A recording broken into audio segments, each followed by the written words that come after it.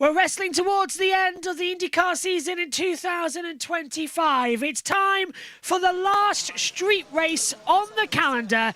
It's the Honda Indy Grand Prix of Toronto, and we are moments away from the command and the green flag for what is going to be a very interesting and confusing race. Hello everybody, welcome up to the commentary box. Myself, Joshua Burge, alongside Tom Cairns as well. I'm with you for what is going to be one of the fastest races on the street circuit of the entire calendar. This is our last one now that Nashville's been taken off of the schedule. And it's, again, one of the most unpredictable. We've been coming here for now on 30 years, and every single year we've come here, we have no idea who's hot and who's not. But one man who seems to have mastered the streets of Toronto is Colton Herta.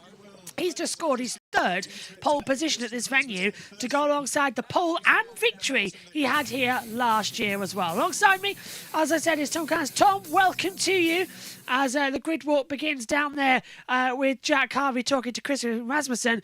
But this is absolutely fantastic. Toronto is such an old school circuit, and for the last street track we're going to be at, there's nowhere better to go than Canada. Yeah, well, it's a lovely way to sign off for the INDYCAR season. But we've still got a few more rounds to go after this one, but it's nice that they're coming to Canada here in Toronto. A circuit that's provided some unpredictability over the years, not especially in recent years, where particularly we've had that pile-up as well. I can't remember if it was last year or the year before, but either way, I think we're going to be treating them for a really, really nice race. Hopefully we'll get through it without any interventions in this. We want to see some close wheel-to-wheel action involving the front runners, especially the likes of Colton Herta and Alex Palou, who's gone in for his 8th win of the season in what's been a remarkable season for the Spaniard. He's got one hand on the trophy. It's a matter of when he'll be clinching the title before the season finale. Yes, it is. We're on a little bit of a run of different runners as well, and thankfully that's been a good thing coming into it. But Palou did win last time out on the first run at Iowa, so a bit up and down as to what we could have expecting. Now, our seemingly relief lead commentator across all the series is going to be joining us as well. Omi's back with us. He'll be in the pit lane once he has completed the Frecker race. Or is it the E4? It's one of the two that's happening at Paul Ricard that him and Wes have been covering over on JBMotorsports 2. Say again? It's the Euro 4 race that they're doing at the moment. So I thought Frecker was earlier on in the day. Yes, it's the E4 going out there. You can catch that on JBMotorsports 2 alongside Omi as well. And Wes, some cracking racing they've been having as well. And the first of the 3 rounds that the Euro 4 is going to have this season alongside the Italian F4 Championship. Same championship, 2 different names to coincide with being able to go out a little bit more into other European venues. Pretty much how INDYCAR's been able to go to Canada here as well. And technically, this is our second visit this close to Canada because, of course, we were in Detroit and literally only the river separated us from America and Canada. So much so that the Canadian national anthem was sung on the grid. We will be having the same here today with the national anthem of Canada being portrayed. And let's just talk about the grid, shall we? Because we've got Colton Herta on pole position, Alex Palou's alongside him, and it's very much a split strategy. Those starting on the softer green-walled alternative tyres wanting to go super early into the race because, as we've just seen from the weather, we had rain this morning, Tom, and it could be coming in again. Now, it could be dry for the race, but it's INDYCAR at Toronto. Rain comes like a click of your fingers. You never know with the interventions as well. I mean, if we get a red flag situation, which is very much possible around the streets of Toronto, it could really throw another spanner into the mix. I'm looking to see who can make up the most positions. I mean, you've got Pato Ward, who is somewhat out of position in 10th position in the Arrow McLaren. Let's see what he can do from there. And I'm also interested to see how Felix Rosenquist gets on from 16th position. He's another one of those on the alternate strategy. Only 2 out of the top 14 on the grid are starting on the harder primary tyre. As you can see, Marcus Ericsson, former Caterham and Sauber F1 driver, raring to go. He's been enjoying life in INDYCAR since his departure from the pinnacle of motorsport. Let's see if he can come away with another victory in what's been a satisfactory season for Marcus Ericsson. I say satisfactory. Where is he in the table? He's currently, well, he's had a really tough season, hasn't he? Yeah. As Ericsson is in 20th position with a best finish of 6th. The opening round ends Berg. Yeah, he needs a strong result. I will take my word back somewhat of what I just said there. I think he's had an all right season, but he's not. He's had a really tough time of it as Marcus. Now, we have also got some news to bring you that after the accident this morning in the warm-up session, Santino Ferrucci is not taking part this afternoon. The damage to the car was too much, so he is okay. That's the great news we can bring you. But AJ Foyt Racing putting out this statement saying, "We regret to announce that the number 14 Sexton Property Chevrolet will not be repaired in time to compete in today's race. Following the incident in this morning's warm-up, the damage sustained to the car requires extensive repairs that cannot be completed to the standard and safety of performance necessary to race. While this is a difficult decision for the team, the safety of our driver and crew remains our top priority. We want to thank our fans and partners for their understanding and continued support, and we look forward to returning to the track next week and with the number 14 as well." So it's a shame that he's out of the running order, but is this... I'd love to get somebody's experience, another Brit here who has been in the European Formula 2, Formula 3 vicinity. We've seen Santino Ferrucci race in the past. It's never this thing as like, I can understand why people hate him. I have my views on him. But you can't deny that he has come over to INDYCAR and he has sort of... He's changed in a way. He's changed more of his driving style. He's a lot more reserved on track, I think, now as well. It's like he's grown up on the circuit, but not off the circuit. Do you know what I mean? Mm-hmm. Yeah.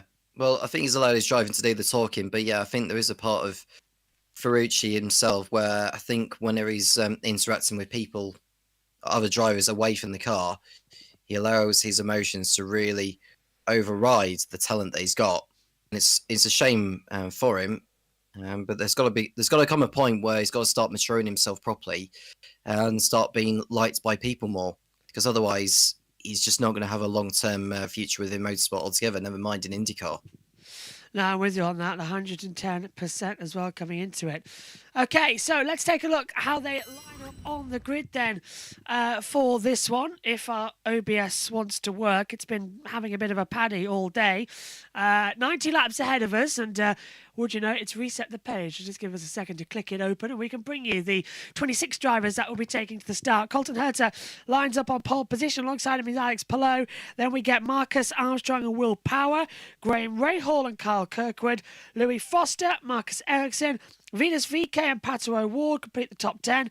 Then it's Callum Ilott, Nolan Siegel, Kiffin Simpson, Scott McLaughlin, David Malukas and Felix Rosenquist. Alongside that are Scott Dixon, Joseph Newgarden, Christian Lundgaard and Robert Schwartzman, Connor Daly and Christian Rasmussen, then Alexander Rossi, Stingray Robb, Devlin DiFrancesco and Jacob Abel as well. Okay, me and Tom are going to make our way into the commentary position and get set. Let's head it downstairs. First of all, to Tom Gaymore, our friend and colleague, who'll be taking us through some of the ad breaks. And then we'll be hearing from the Fox team of Will Buxton, alongside Townsend Bell and James Hinchcliffe. And down in the pits, it's Jack Harvey, Georgia Hennebury and Kevin Lee. Is cleared to race this weekend. Arrow McLaren has signed Linus Lundqvist as a reserve driver for this weekend. He won't be needed. Hunkos Hollinger, their truck was really badly damaged on the freeway leaving Iowa. A fire in that truck damaging a lot of their equipment and Stingray Robb's car and various other things. The whole paddock has really sprung into action to try and help Hunkos Hollinger. They're here with no issues. And no Santino Ferrucci for this race. He had a crash in warm-up earlier on. Real high-speed crash exiting turn 7. Went all the way down the escape road in turn 8. He's got a really sore hand. Got ice on that hand. Really bruised knuckles. And the car is quite badly damaged. So the team at Foyt, given the short amount of time between warm-up and the race and the fact that Santino's a bit battered and bruised, have decided to sit that car out. So no Santino Ferrucci this weekend, which is a shame because he went quite well in the last street race that we had in Detroit. Of course, Santino Ferrucci second at that race. Talking of street races, this is the last street race we will have on the 2025 calendar, because we've got road courses and ovals coming up for you next. We've got, of course, Laguna, Portland, Milwaukee and Nashville at the end of the race calendar. Drivers are in their cars. We are preparing for the green flag here at Toronto. So I'm about to hand over to the commentary team of Will Buxton, T. Bell, and of course James Hinchcliffe on home soil to talk us through these 90 laps around Exhibition Place, a track that promises so much when it comes to action.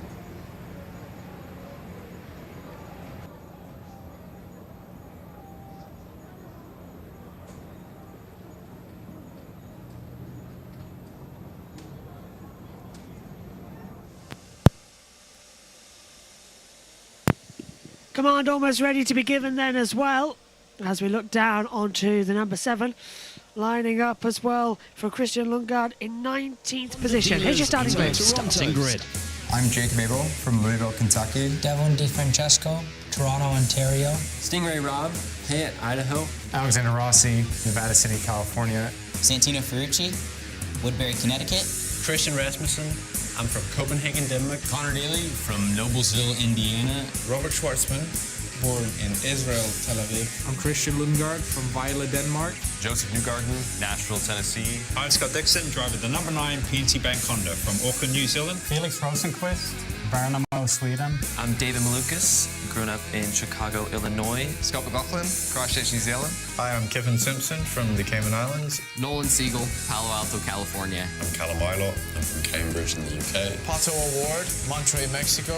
Rinus VK, Hoofddorp, the Netherlands. Marcus Ericsson, Kumla, Sweden. Louis Foster, Odium, England. I'm Kyle Kirkwood from Jupiter, Florida. Graham Rahal, Columbus, Ohio. Will Power, Toowoomba, Queensland, Australia. Marcus Armstrong, Christchurch, New Zealand. Hello, I'm Alex Palou. I'm from Barcelona, Spain. I'm Colton Herta from Valencia, California.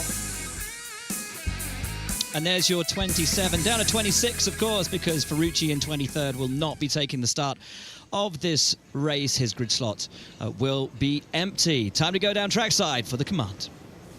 Toronto race fans, are you ready? It's time for those most famous words in all of sports. Please welcome your grand marshals from the Ontario Honda dealers to give the command. Drivers, start your engines!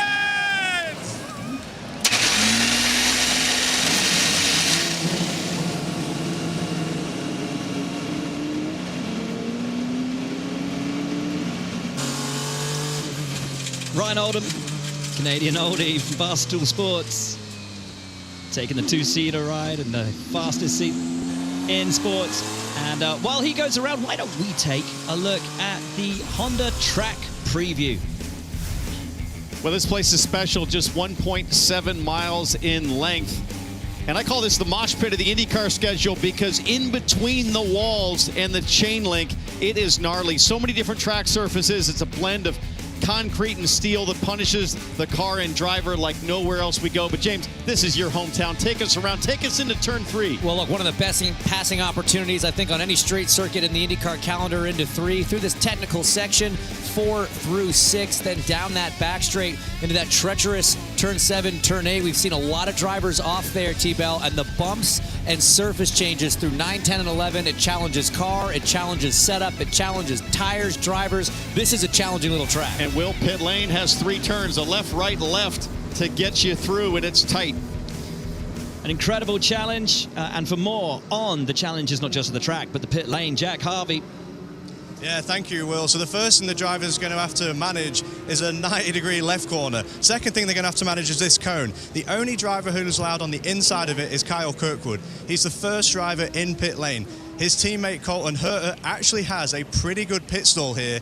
It's square, meaning he should be able just to have a pretty normal stop, and we know how critical those pit stops can be in the race. Second thing they have to manage is another turn, a right-hander. I can't even see Georgia right now, but I know she's up there. What's happening, G? Well, Jack, I'm in the middle of pit lane. It's a short straightaway into a sweeping left-hand turn. The challenge here, you can't see around the corner. So picture this, you do a pit stop, you make it back out to pit lane, and you don't know what awaits you around the bend. So that's why communication between teams and drivers is going to be so critical today. And around that bend is Kevin Lee. And Georgia, that bridge you were under, those that pit out, they actually will radio into their teams and say bridge because it's blind coming around the corner. This is Will Power's pit location. Normally pit out is a great spot. This is a really good because it's an easy exit. Then you head out here. These are the best locations you have, and you find Alex Palou having a legendary season, but that's a little tough. He's got to turn back to the right, and it gets really tight on pit exit often. This is where the race is won.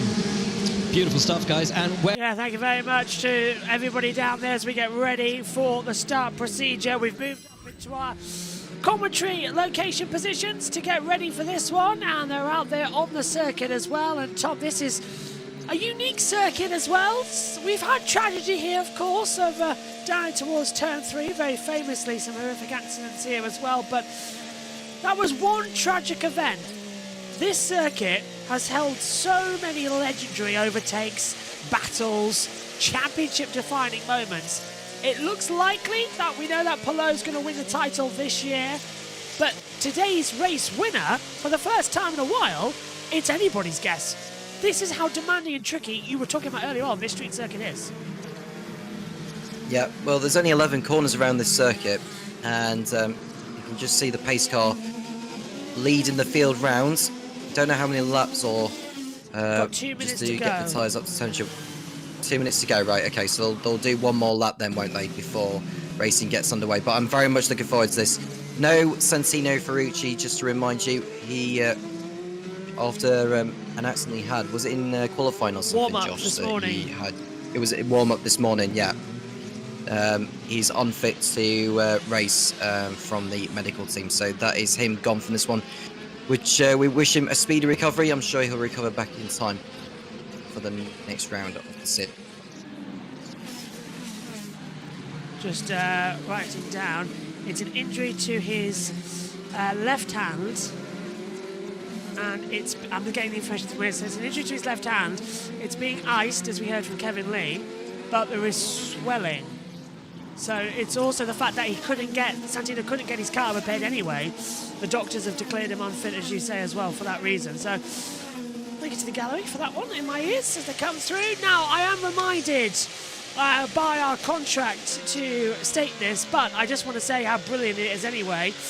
The first 10 laps you can watch on YouTube via the Fox Sports YouTube stream, and it's global. You can watch it free and global. After those 10 laps, they switch the commentary off and they put driver onboards on with a timing tower.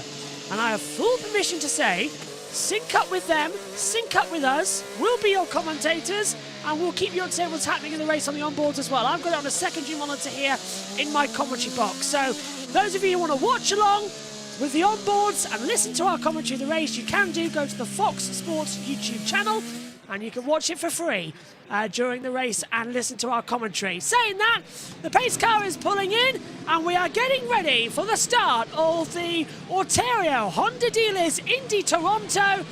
It is round 13 and our last street circuit on the calendar. They exit the last corner. Colton heads on the outside and become the inside to turn 1.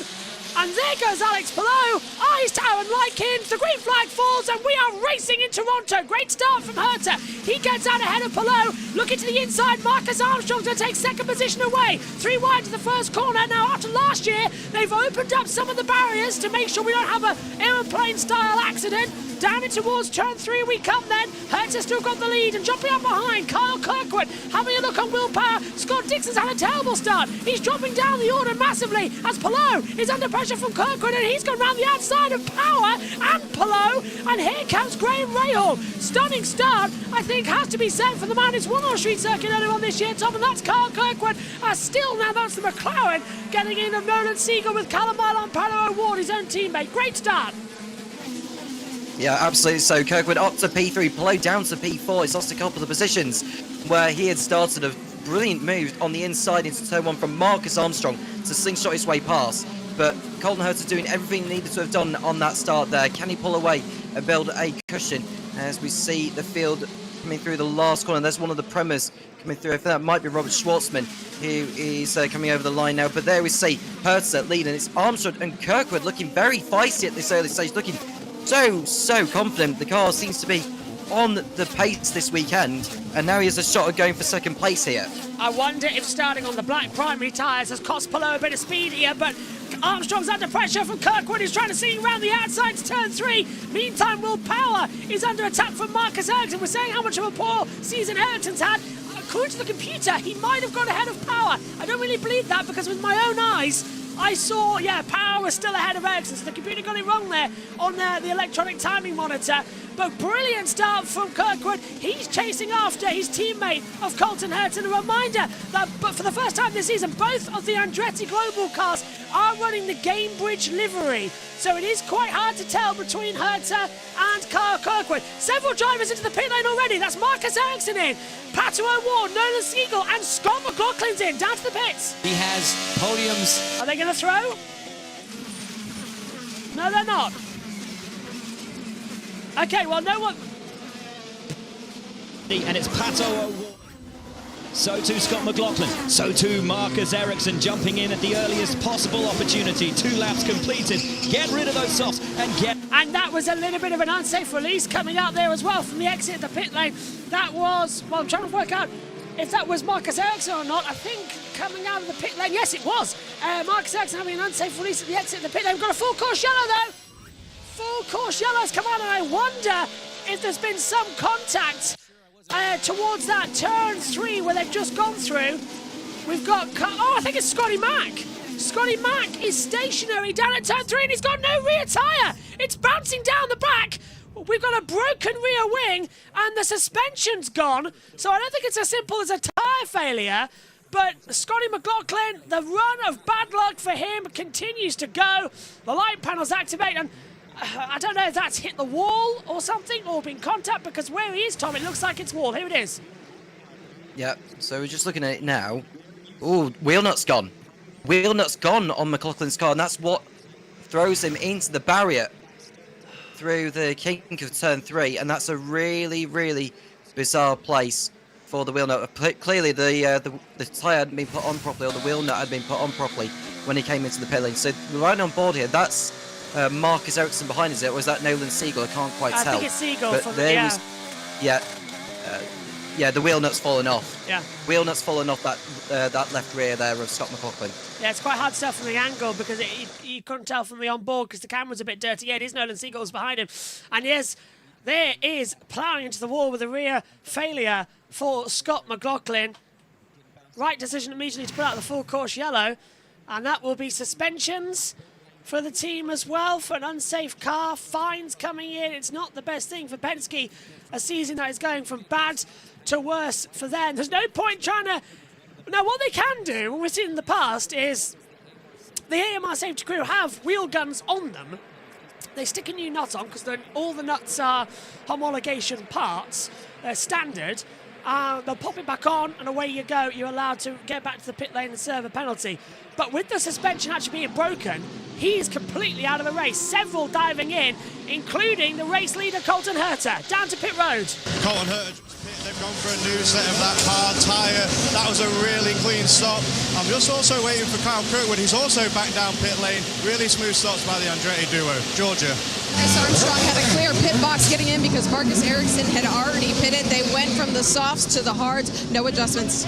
Kevin. Colton Herta easily won the race off pit lane. Then Marcus Armstrong gets out second, followed by Kyle Kirkwood. And I'll tell you... I was going to say, I thought that changed at the front there. Palou did not win the race off pit road. So already some changes as we're behind the safety car on lap 5 of 90. Let's check in for the first time today with friend and colleague.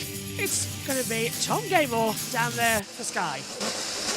What a turn of events here at Toronto. The early stoppers not able to capitalise on a yellow flag to get rid of their tyres early on, and then, would you believe it, they really benefit when one of those early stoppers, Scott McLaughlin, leaves pit lane and the wheel comes off. So that is now an advantage to those that stopped early. There are a whole host of drivers that haven't stopped, and one of those is Alex Palou. Now, he started on the black sidewall tyre, and he's got VK, Foster, Simpson. There are a whole host of cars that haven't stopped. I'll try and just run through the cars that have. Pato O'Ward, Marcus Ericsson and Nolan Siegel, well, they were cars that stopped with Scott McLaughlin, so they are running 14th, 15th and 16th at the moment on my timer screen. Then you've got behind them Nolan Siegel, Colton Herter, Marcus Armstrong, Carl Kirkwood and Graham Rahal, Will Power, Rosenquist, Daly, Eilert and Rasmussen, and they run down from 17th to 25th, but we do have 13 cars that haven't stopped, and a lot of those, apart from VK and Kiffin Simpson, are on the black sidewall tyre, so they plan to run the full fuel stint in this opening section of this Toronto Grand Prix. And we think that fuel window's around 35 laps. With a bit of yellow, it might even be longer there. So expect these runners on what is now an alternate strategy to run about 35 laps in. Just to cut across Tom Gamel there, just getting used to race control. Kirkwood must give up 3 spots for a start violation. He got out of line too early, and that explains, to our Tom, why he had such a great start down towards the first corner. He went before the go signal. Okay, so that is Kirkwood down a few positions as a consequence. At least he's not having to serve a penalty later on. So looking at who has pitted in then, because we have seen through a drive, especially if they're still on that softer compound, which means they can use the black primary tyre for the race. They have to use both compounds at least once each during the course of a dry IndyCar race. But so far, it seems that Colton Herter is undeterred by... But looking at the order, Alex Palou is in the lead thanks to all the pit stops. Colton Herter is down in P17. And it looks like Scott McLaughlin has made his way back into pit road, and we're going to see what's happening. So watch the left rear, Josh, as the tyre goes on. Yeah, it's not put on. Yeah, he was It's pointing. not put on the left rear. Yeah, he knew it as soon as it went on. He was pointing. No, that's not on. That's not on. So that is very unfortunate. Is it a real gun failure? Yeah, it was. He had 2 goes at the nut. It wasn't on. Well, that's a suspension, unfortunately, coming. It's harsh, it's draconian, but there's the law. Now, just quickly, 9th, 6th and 16th. It's his first retirement at this circuit for Scott McLaughlin, where he had scored good points in recent years. Alex Palou has stayed out, still on those black primaries, the correct tyres to be on. He hasn't yet come into the pit lane. Neither, well, actually, looking down, as we get ready to go back to green flag running, not many have actually been into the pit lane so far. It is the top 13, everyone down to Jacob Abel, who has yet to stop. O'Ward down, have stopped, as Palou will bring him into the restart zone. It's single file for this one. Palou, VK Foster and Simpson. It's such a long curve around what used to be just a normal part of the racetrack before we had to move the pit lane a couple of years ago to accommodate the new buildings here. We're racing again though, and Likens drops the green flag. Palou predictably in the lead, VK second, Foster third, and no one going for a move down to turn 1 unless you're Pato O'Ward trying to make use of those new tyres, dive bombing on the inside line and getting ahead of Jacob Abel, and Abel's almost in the wall at the exit as Marcus Ericsson and then Nolan Siegel will try and blast through, and look at the speed that O'Ward's got, and Ericsson following him. Abel's looks like he's standing still, and here comes Herter coming through. That's going to be a pile up if they're not careful. Well, they're going to go through the right-hander now as they're entering here. We're right on board here, and there is contact in turn 3. I can't quite see whose helmet that is there. Who am I watching here? Can't quite see. Siegel, isn't it? Yeah, so that is him down towards the back of it. He's been overtaken by Marcus Armstrong already. Armstrong was one of those that pitted in during that safety car period, and he's now up to 17th position, and I think Colton Herter has moved up since the restart. He's up to 15th position. But O'Ward, you have to say, is the man that's benefited the most from all of this. Absolutely, as they come across the line then to start lap 9. Just a reminder that in the next lap they will lose the live race coverage on YouTube for, if you're watching on the Fox Sports app, they'll switch to onboard angles, but we'll do our best to bring you up to date with the action as well. So have both on and keep up to date. That's what we've got in the commentary box, world feed pictures and the onboard angles that are coming shortly. Great run here actually coming in from the looks of it from Lucas, trying to get ahead of Simpson, run the outside into turn 3. Simpson holds back. That is Pato now trying to have a go at the back of the 30 of Devlin and Di Francesco, 11th position, and nearly a bit of contact coming through there as well in the middle of the pack. Trying to work out which one was that actually coming through. I think it's not Devlin, so it could have. Actually, I don't know who that was. It's Armstrong. It's Armstrong. Armstrong's ahead of Abel. Yes, it's Jacob Abel. I'm trying to look for Abel's livery on the printout graphic, and they're hard to tell because sometimes they go in number order, sometimes they don't. On board, there is Abel in 17th position. We're on board with Nolan Siegel now as they fly into the last 2 corners here as well, down the Nova Scotia Avenue before returning to Prince's Boulevard towards turn number 1 here at the circuit. And it's Power we ride with now, who is pushing down and using hybrid as well in towards that first corner as Palou already way down Lakeshore Boulevard towards turn 3. And there we see the inside line. Move on the inside coming as well from Carl Kirkwood. He's trying to make positions back up the field. He got unlucky by that original pit stop. Yeah, well, we're just seeing further on in the lap, there's some action going on ahead. Is that Siegel again? That's not Siegel, is it? Yeah, so it's Siegel going to the outside this time on what looks like Stingray Rob, and it's Jacob Abel, sorry. Yeah. It's Jacob Abel who's been overtaken by Siegel, and Abel dropping back. Abel's really struggling, JB. He should have had changed those tyres. He should have. It was a foolish thing to try and keep on with them because Alex Palou on the black primaries can just get ahead to the distance, but Abel used up his tyres in the first couple of laps of this race, whereas Palou didn't.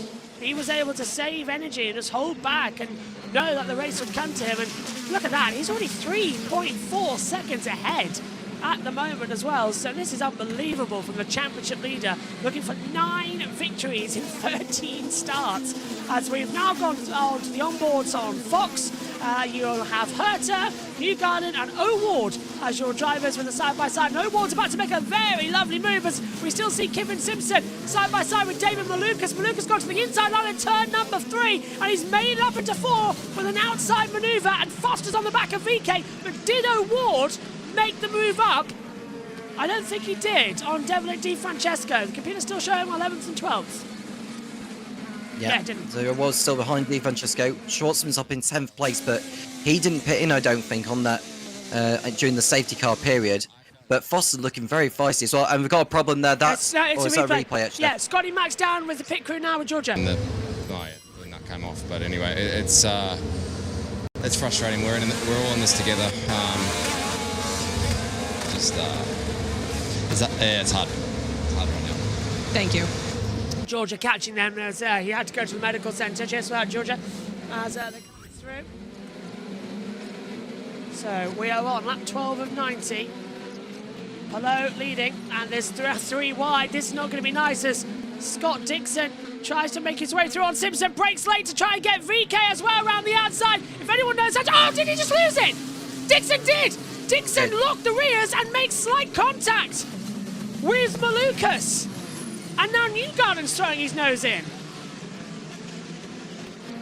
That could have been 2 in 1 there for Dixon. That would have been absolutely amazing if he pulled it off. But he's got another go at it on Renus VK as they come down towards the small back leads towards turn number 8. Oh, and there goes Newgarden on Simpson, isn't it? So Newgarden through on Simpson.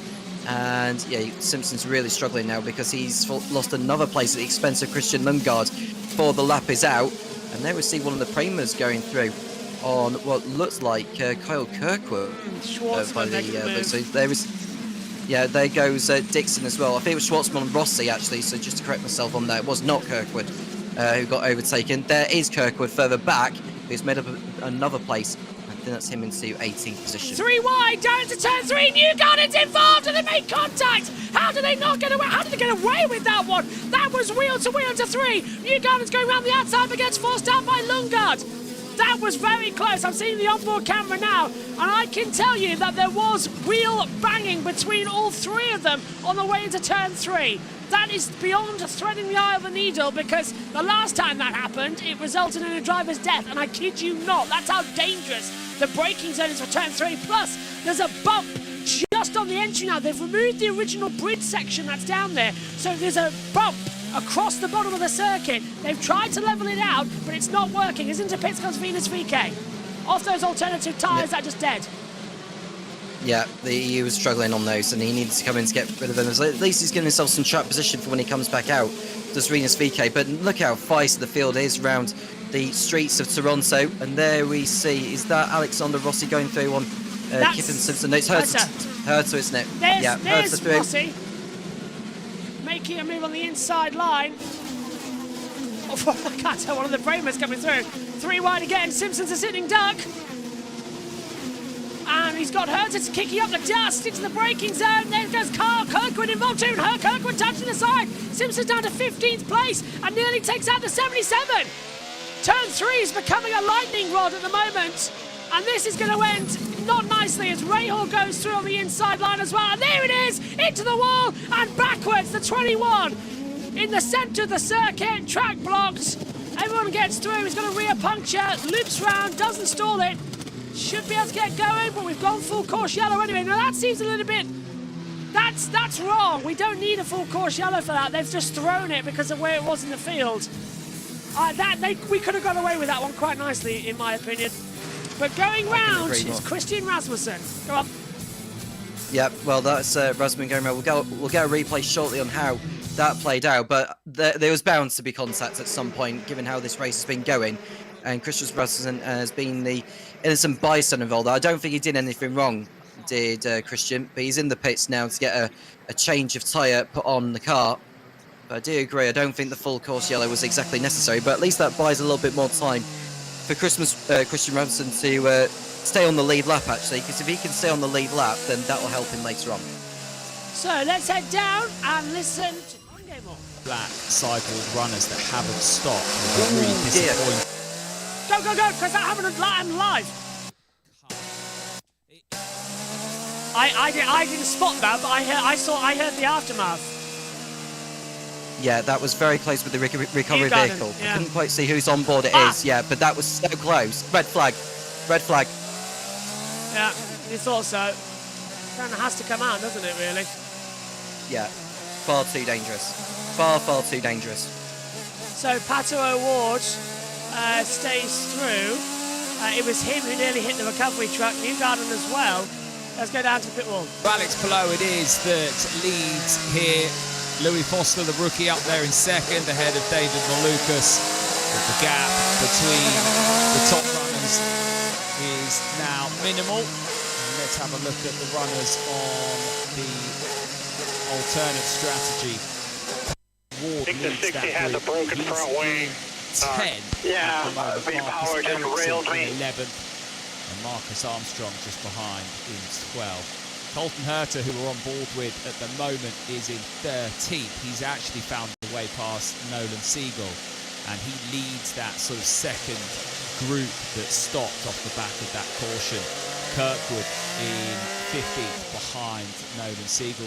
The challenge for Alex Palou and those that have stayed out now, not only have they had their lead eroded, I know there's talk about them trying to do it on 2 more stops, but they haven't got a green tyre that's going to be able to do that stint length. So I think that sort of, can you do it on 2 stoppers? Is this going to be a fuel race for this group on this strategy? I can't see how it would be a fuel race, because the green sidewall tyre would never do a stint length that long. So not ideal for Alex Palou and Chip Ganassi in this group right now. They're going to have to do it all over again and try desperately to lengthen this stint out for as long as possible to get the maximum amount of seconds between themselves and that group led by Pato O'Ward that are chasing them down. Several drivers in the pits, let's head down to the pits.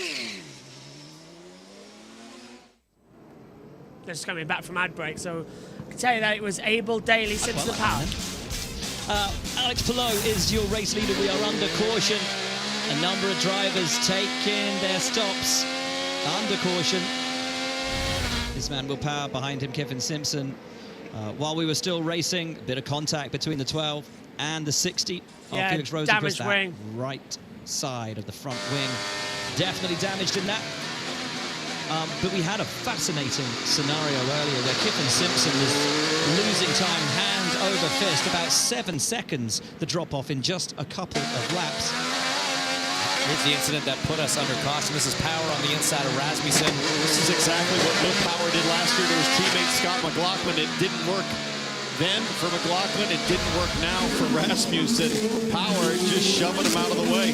But guys, when Simpson was staying out on those rapidly degrading tyres, there's a thought possibly that maybe him staying out might have been to try to slow the field down. Here we go again then, getting ready for a restart here. Palou will bring them with Foster and Malukas. Bit of cloud cover at the last corner now. Let's hope we don't have any rain as Palou, little twitch of the rear as he puts our throttle back. And lap 18 and 90, we are racing again.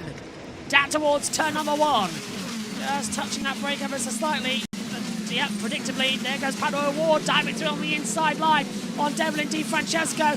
Carl Kirkwood holding back Graham Rahal, who looked for a move on the inside line to turn 1, but O'Ward moves up into ninth place. Herta gets ahead of Armstrong as they come through. Rossi, as I said, was making those movers up, and there goes finally Malukas on the inside of Foster for second position. They can't allow Palou to get ahead into the distance, and once again, Tom, they are all concertinaing up into turn 3. They learn nothing.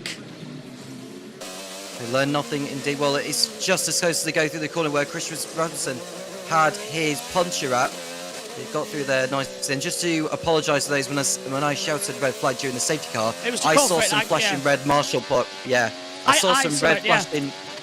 Yeah, but that was a safety car period, so thankfully that's cleared up very, very quickly. But it was very close when Pato O'Ward came close to hitting the recovery vehicle as they were going past there. But we kick on for now. 1/5 race distance. You're not alone though, because I've read some of the driver transcripts and even they were saying is it red flag because they went through that same panel. As on the inside line, Marcus Ericsson makes a move for 10th position. He now gets ahead of Devlin Di Francesco. So you weren't the only one. The drivers too thought was it red flag because that panel, and I saw that panel as well and thought it was a red flag situation. I thought, has the barrier been damaged somehow? Has it been moved out from the accident? Need to pop it back in place. We've had that happen here several times as well, but we've remained green, which is good because there is I'll let you know a little secret here. This race is 90 laps long. Ideally, that's going to be around about 95 minutes, which means we should be done in plenty of time before the start of the NASCAR Cup Series race at Dover. And considering that one's on Fox, one is on Max, there is still a little bit of we don't want to lose ratings from IndyCar. So they're going to be very heavy not to try and delay the race and not to try and stop it because of other things. NASCAR, at the end of the day, does rule the roost in TV ratings, and especially with Palou dominating the season so far. But so far, Tom, I think we've had a stunning race. 20 laps in over the 90s, said, over 1/5 now, but every lap we're getting side by side with turn 3. It's not the boring Toronto we had last year. This is exciting. Yeah, this is lovely to see, and Palou making it look not exactly easy, but he is in command of this one, making it look like, well, he's going for a Sunday drive, considering the way he's going about it. But he has yet to stop in this race, I believe, as Alex Palou, and so he continues on his way. He is one of those that started on the black, the softer compound at the start, didn't he? Palou. Yeah. And so he is continuing on his way, and he'll go as far as he can before he needs to pit. And he's probably relying on another safety car caution before he comes in, considering we've had 2 already. Yeah, 2 inside 20 laps, which is oh, hello, I thought I was driving the wall there. We cut briefly. Back on board now with the 27, with the 15 of Graham Rahal just behind. So this is on board with Carl Kirkwood running in 12th position. Graham Rahal running in 16th as they come over the line. He's chasing down Colton Herta. They're trying to use as much force as they possibly can as they just dab the brakes. Now we jump on board with the Java House livery. This is Alexander Rossi we're running with now as well. See, I found out by looking on the board monitor and then it flashed up on the halo as he's running. Where is Rossi running now on our timer screen? But either way, that's going to be Devlin Di Francesco under pressure from Marcus Armstrong, and Armstrong's still on the inside line, making move for 13th position as well. So still move going on at turn 3 as we move up. Thank you, Fox. That's the one we like to see for a timing tie if you're going to give it to us. That's what I like, full 18 on the list. Okay, then ruin it, whatever. McLaughlin's out at the 26. We're down to 25 runners. Ferrucci didn't start this race. I'm surprised Townsend Bell hasn't walked out considering that. But Palou still leads this one as we ride with Siegel. So really, everyone's just waiting for Palou to stop and get caught out by a safety car if he has to stop at the wrong time, because this race is now 2 downwards as I'm watching O'Ward. He's making some stunning moves today as he now fights with Rossi, who's equally been doing as many moves. We're about to see 2 veterans go into combat. O'Ward is the younger of the 2. Rossi's been in the championship for some time now. And O'Ward, well, when will he decide to go for it? Will he do it at the end of this patch straight now? He's too far back. He will not do it from that. Pato O'Ward, who heads through. O'Ward is in the standings coming into this one. He's second on 386 points. No, he's not going to catch Palou, I think it's to say, but in his battle with Scott Dixon and Kyle Kirkwood, with the way this race is going, he is obviously behind Dixon in this one, but it's going to tighten things up in the respect of who will get second place at this rate. There's Palou leading and on course to dominate this championship again and win a 4th title in IndyCar. He's racking them up quite quickly. Look at the tyre war markers at the exit of the turn 1 as well. Drivers have been brushing it all weekend long as well as they fly down. Foster in 3rd. He's got 2.5 seconds to Malukas already. This is unbelievable right now. Now, the top 8 have yet to stop in this race. That's just something, as well as Devlin Di Francesco and Stingray Robb. They have yet to stop in this race. Everybody else has as things stand. As Fox go to ad break. Lap 23 of 90. Palou leading, Malukas, Foster, Dixon, Lundgaard, the top 5. As we wind our way at the back of the circuit up through the other end of Prince Boulevard down to Matoba Drive, where the alternative start-finish line is to Nova Scotia Avenue. And of course, it's a beautiful acceleration event here. Of course, Toronto is one of the first places where we had a standing start in IndyCar back, about 10, 11, 12 years ago? 12 years ago now, 2013. I still miss it to this day. I wish they'd put clutches on the next cars that can do them so we can have a mixture. They are looking at it, by the way. Of course, the pitch used to be on the left-hand side of the straight here, and then they moved it to on the corner a couple of years ago. Drivers don't like it, but it's unfortunately the only way we can keep the race at this location. As a little bit of a side bomb manoeuvre now down to the braking zone for turn 3. This is the back, so that's a Primus. It's Callum Ilott with Rahal in front and then Siegel just ahead, but riding with Graham Rahal now. And now, Tom, it's tyre-saving territory. Everyone just backing up. Yeah, no one's really daring to go for any overtakes for now, at least. We're riding on board with... who are we riding on board here? I can't quite see. It's one of the Chevrolet tired cars, or engine-powered cars. It's gone now. Siegel, isn't it? Yeah. Yeah. That was great. Well done, Fox. Now on board, I believe. Well, it's hard to tell because when they're on ad break, I think that was Louis Foster. No. Oh, goodness. I'm frantically checking. That was Connor Daly we were on board with just a second ago in the 76. Rahal's running the One Cure livery. Problem is, I'll give you an example of what they give us in. I'll hold it up to the camera. This is what IndyCar give us for the Spotter's Guide. So it tells us what they look like over the course of the event from the side on.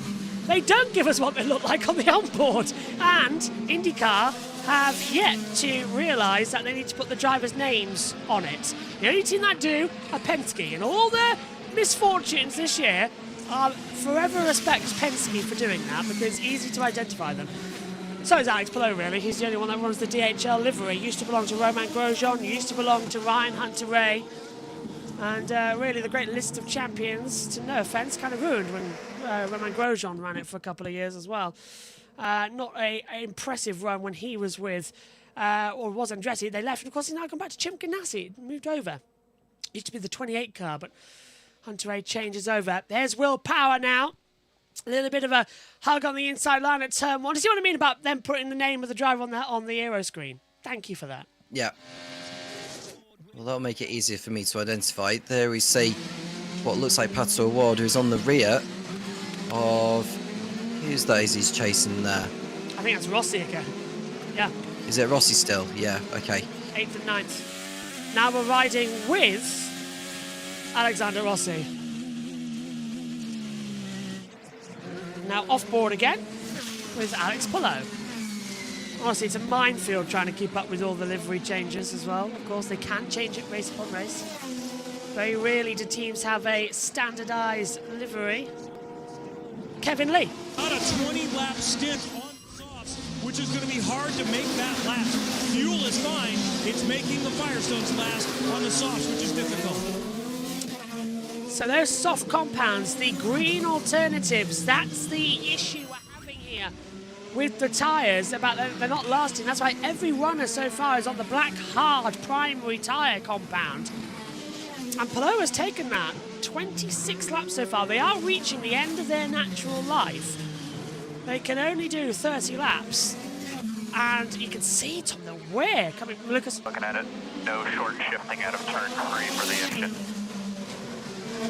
Oh, so Malukas has got an issue with the shifter. So that sounds like an engine rev issue with the gearbox not selecting it. So no short shifting through turn 3, and that's now explains why Palou's 3 seconds ahead as the damaged front wing will finally get repaired for the 60 of Felix Rosenquist, who comes down pit road. And the 60 located around the corner under the bridge here of the pit lane. So it's the second to last entry. They're going to leave it on. Just fuel and tyres. That's a surprise. I thought they would have changed it by now. That's a worry, because if that breaks off, we'll need another caution, unless that's what they're gambling on. If it breaks, it brings out the yellow. Not really a fan of that. Oh, pit road again, Georgia. Even Malukas, who's having a great run right now, ultimately not racing because they couldn't get the car together in time amongst some other factors. But physically, are you okay?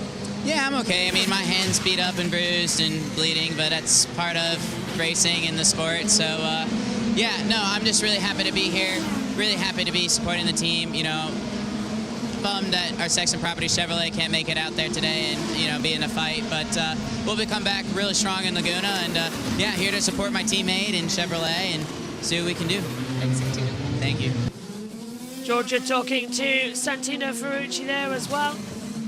As we're watching David Malukas running in second position at the moment, Tom, yet to stop. And now it just feels like we're running the tyre save Grand Prix here in Toronto. Everyone just lifting, coasting, saving tyres, saving fuels. And even Rossi and Herta not pushing as hard as what we once saw. I know Ward is now into the pit lane, actually.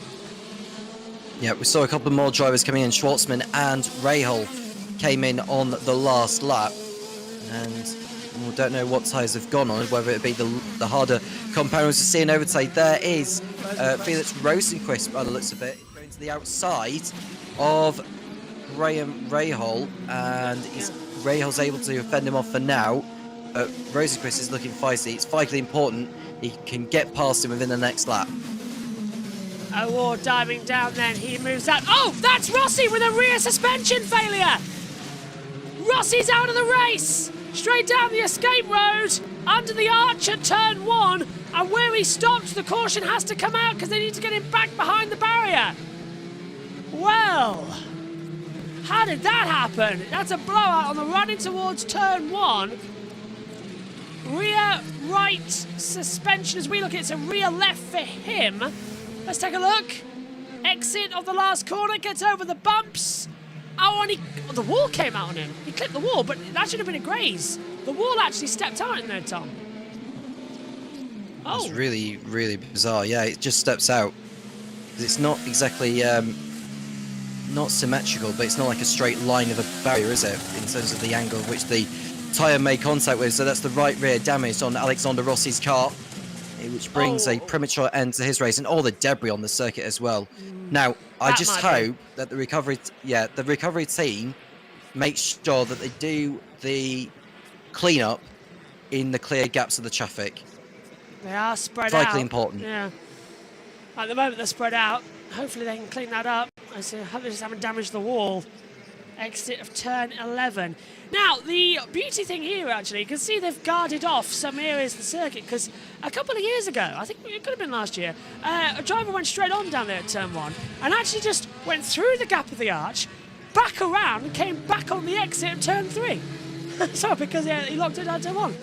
Oh, that wall is stepped out a little bit too much, actually, for my liking. It's not in line. You can see it with the, yeah, you can see the top, on the top right, the black Ontario, it's just stepped out a little bit. Now, would race control feel that that is safe enough to continue, considering it's already brought out one caution? It's in the restart zone as well. And that wall does look a bit crooked, doesn't it, on the restart zone angle? And actually, he's bent the wall back, Tom. He's bent the wall back. Which means they'll need to push it back to its original spot, won't it? Yeah, I'm hoping they can just nudge it out of the way. Now, teams are getting ready for some pit stops. It's coming at the perfect time for Alex Palou. Can he win the race off pit road? Because he is the first pit entry, so the last one in the field, and the first to get back out on track. Pits are closed at the moment while we just clean up the track. But it's lap 31 and 90. Safety car back out for a third time. At this point, we're going to have 9 safety cars in the 30-lap gaps as we've moved past 1/3, 59 laps to go. We're down to 23 runners now in this race. Got an hour and 22 until the green flag for NASCAR. So, well, we should be all right. Plou's still getting ready to go in. We just need to slow these caution periods down before we head back in. 5 rounds. Oh, that's not like there's not information about Plou. Equally having another dominant season. Pace car slowed them down, exit 3. That was a bit unwise there. Pits are open, this time by. So they've cleared the track, and the pace car telling Palou to hold back, but Palou now is ready to come into the pit lane, and that's why he's backing up as much as he can through this section of the circuit. So we are going to head down. During our pit crew, Kevin Lee, Georgia Hennebury, and Jack Harvey. You have all the latest news. I reckon we're going to see the majority of the fielding, because also it's time for second stops as well. 30 laps, 3 safety cars, 5, 6, 7 laps apiece, held under it. Right, let's head down. Pits are open. I think that's the right call. Oh, pits still closed? Does anyone dare duck in? I'm not sure the pits are open yet. Oh. They were supposed to be. That's why the call came. Pits are closed still. That's why the call came. Pits closed. There's the X. Yeah. That's why the call came to stay out. So that was not you stay out. That was the pits are closed, you stay out. Why would you like it if that was the case? Well, just because if he stays out, I think he with all this caution now, if he could go to that's why lap it's closed. 45 after the restart and then just shorten up the soft tire stint, if he pits now, almost certainly going to be committed to doing it on 3 stops, and it puts him behind the cars that might still stay out here, like Renus VK, Kevin Simpson, Connor Daly. Why has Palou overtaken the safety car? I've never seen that before. I'm thinking the same, yeah. Unless... The safety car's peeled off. Unless he's coming at the field can go racing next time around. But why would they choose to do that? Unless they're bringing out another safety car because they're running out of fuel in the other one. I have no clue why the safety cars come in there. I've been commentating a long time on IndyCar, and I've never seen the pace car pull off during a safety car period. We're not going green this time by, pits are still closed. Unless the safety car's pulled in to let them go round for a lap, do their pit stops, then go again, and the safety car's getting some top of the fuel. That might try to stretch this, but they'll be in a large fuel save. You are P1 on cars that can just push to the end with one more stop. I love this. So Palou can actually go to the end. Well, are we green this time by? This is I'm very confused. Pits are still closed. The pits are still closed. And they've gone past again, but there is no safety car leading Alex Palou when the safety car is out. And now we've got another car at the exit down on pit road. Who is that? We've got a man getting into one of the trucks down there on the line, and now the safety cars can rejoin the circuit again. The AMR safety crew gets out of the way, and now the safety cars pick the field back up again. So unless the safety car needed fuel, I don't think I've ever seen that before. I've seen the pace car have an accident twice in INDYCAR. I've never seen it need to stop for fuel before, Tom. That was very bizarre. Well, it must have a nearby petrol station, although it will have, obviously, cans of fuel over at the Marshall point. But yeah, that's a really bizarre thing to say. But at least the drivers have been told about it and saying, look, we're still in the safety car, it's just that the safety car needs to add some fuel in. Power issue for Pace Car 1 from Bob Potgrass. They've had to change the safety car. Well, that was what I was thinking. Well, usually that's a red flag procedure. That's very well done from INDYCAR as well. Because in Formula 1, if the safety car has an issue in any regards, the race is immediately red flagged because Burt Manor needs to change it. Never ever seen them literally do that. Well, anything can happen. Pits are open this time by. So finally we can get this race going. And I think Palou is staying out. But Malukas, Foster, Lundgaard, Newgarden, Ericsson, Herder, Kirkwood, Armstrong, Devlin DiFrancesco, Siegel, Eilert, Ray, Rasmussen, all diving in. Let's go down pit road. With him, everyone else is piling in. Georgia. Oh, spin up pit road. Foster told the team he was battling. That's the 27. That's the 27. Kyle Kirkwood is first on pit road. And we were talking about that bollard. He's now stuck on it as they've come back around. Unbelievable. The 45's gone through. Kirkwood goes back. That was ridiculous. He got nerfed. And this is why this pit lane's bad. And who gets out first? Well, Malukas ahead of Foster, and they all swap back. Pit road, Kevin. Until the very last second. They were planning on Palou coming in. He was asking, how long do I need to go on the softs? There was no answer, and then it was stay out at the very last second. So Palou switching the script. Wow. Well, that's unusual. He's getting a couple more laps behind the pace car. Tom, we're seeing it all today, aren't we? Yeah, we are. And we've still got a whole lot more to come after this safety car's gone back in. I would probably say it will come in at the end of the lap. Yeah, I'm with you on that. Omi, you might need to stand by for this one if this keeps on the way it is. An hour and 10 until I have to leave for NASCAR. Let's head back to the pit road and Tom Gemmell. I think everyone was coming in anyway, but those two Chip Ganassi machines stayed out. Someone has clearly nerfed Carl Kirkwood into a spin there. His pit box, you have to check up really early. No one will have been expecting that because he's got to get to the left of that cone that everyone else has to go to the right of. Now, he said on practice day that he really was pleased with where his pit box was. He might be regretting that now because whatever has happened there, it has cost him dearly. So Carl Kirkwood in the walls. We're yet to see a replay of that.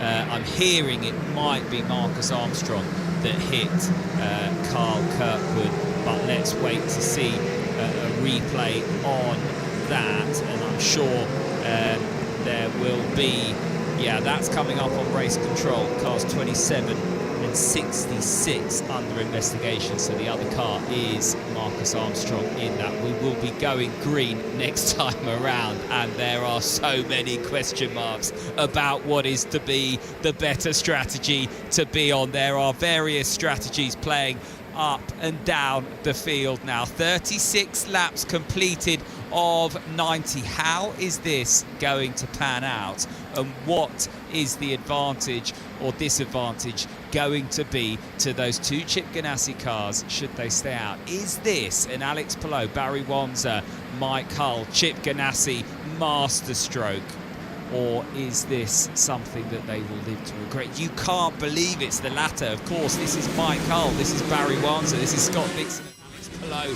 They always get it right. Absolutely, as we're getting ready for the restart then here on lap 36 of 90. Racing again will be Alex Palou, but he's got Scott Dixon right behind him. Remember, Palou hasn't stopped yet, neither has Alex Palou, Scott Dixon, VK, Simpson. In fact, everybody down. It's quite hard to tell actually who was the first stopper. It actually comes to Paolo Award in P7. Is the first one who hasn't stopped on this layout. Palou has not stopped all race, the only one not to do so. Is he going to do a Lightning McQueen and not need tyres as we restart this race? Down and towards turn number 1 we go. Anyone going to go for a move? Yes, on the inside line. And, well, actually, that's a bit wide there for the 51, and he's into the wall. Oh, no. It's happened again. It's happened again. 2 years running, we've got the 51 up and over, and it has happened again. Same corner, same situation, cars up on jacks, and now we'll have to probably need that red flag we've been trying to avoid. And that is out of the race for Joseph Newgarden, who is underneath the 51 of Jacob Abel. Well, this is just ludicrous. It's happening again. This is a replay of it. We're going to see that's Abel being overtaken by 2 cars there. Yeah, the front suspension's broken, and from someone going up the inside, and yeah, that was what precipitated it, unfortunately. And Newgarden just ended up underneath, and this is another angle of it. Who was it that he broke his front suspension against there? Because it was one of the green livery machines. Was that Louis Foster? I think it was Louis. He came together with. I couldn't quite. It has to be Louis. Louis was in 13th place. So he was in that melee. So yeah, I think it was Louis Foster. But Joseph Newgarden is okay. And I'm delighted to tell you that Fox have missed all that. Fox are still on ad break. They have missed all that. Unbelievable from the Fox Sports there. Thanks, Scott. We've got Sky over here. So Newgarden is out of the car. He's okay. He's got the 51 of Jacob Abel on his back. And into the pits, Nolan Siegel's having work done. New front nose cone being put onto him. Now you are allowed to stop under caution if it's needed. Devin Di Francesco in there too. Saw one of the Premers involved in that as well. Could be Callum Ilott. Oh, we got damage from the 30 as well of Devin. Rear suspension broken. Oh, he's out of it, yeah. Oh yeah, he's out of the race. They can't fix that tolling. He's not upside down, he's just on top. He's parked. So Newgarden, broken front suspension, and the 51 is on top of the engine coke. That's the cover. And I was glad for the halo and air screen, actually, because it actually stopped going on Joseph's head. So that's 2 of the Penske's out once again. Will Power is the only one still in this race and runs in 6th position. So far, one of his highest of the year. Well, yellows breed yellows. Omi, you might be needed, mate, to finish the end of this one, because it's been 50 minutes to take us halfway. Hello, Omi. I hope you're ready, because you might be needed for that in about an hour's time. But let's see where we get to. We're not even halfway yet. Newgarden's out of the race, though. What happened in Iowa 2? Because Newgarden, I think, was he out in that one as well? Yeah, it was a crash at the start of that race. Where he found himself going round on what was quite a chaotic race that day as well. He was tagged round, unfortunately, in that one, right at the start of the race, so he didn't last long at all in that one. Not lasting long again, so they come through. Okay, caution's out for a 4th time. Let's head down then as Stingray Rob's coming to the pit lane. Let's head back to Tom Gaymore. Power, who's not finished the last 2 races, now the sole Penske machine. Their bad season goes from bad to worse. No fault of Joseph Newgarden there, as well everyone looks on. Newgarden trudges off. We're going to head back to our Fox commentary team to talk us through what is going to transpire next here at Toronto, because we still have 2 cars out front that haven't stopped. We've got 2 cars in 3rd and 4th that have stopped once, and then we've got cars in 5th, 6th and 7th that have stopped twice. 39 laps completed of 90. Honda Dealers Indy Toronto live on Fox. Will Buxton, James Hinchcliffe, Townsend Bell. The stricken 51 of Jacob Abel is carted away, lifted away from atop the car of Joseph Newgarden, and it is another DNF for Joseph Newgarden. Fourth crash for Newgarden in the last 6 races, his worst stretch since 2014, and another one in which he was, I have to say, entirely innocent. Here's the replay again. Abel, I think, just gets a little tag, and he's up and into the wall, and Newgarden nowhere to go. And with a Dale Coyne car on top of his day is done. Rough weekend for Dev DiFrancesco, hometown kid as well, spun around in that incident. So here it is from the head-on. Armstrong slams on the brakes to avoid the incident, gets rear-ended by Siegel. We saw him come into the pits. Siegel, that is, to assess for any damage. Now, all of this, guys, is playing very happily for Alex Palou and Scott Dixon into their hands. They have still not been into the pits to grab fuel or tyres. They are running 39 laps now. So too Renus VK. So too, oh no, Kiffin Simpson has come in, hasn't he? To change tyres. Daly stopped. Palou stopped.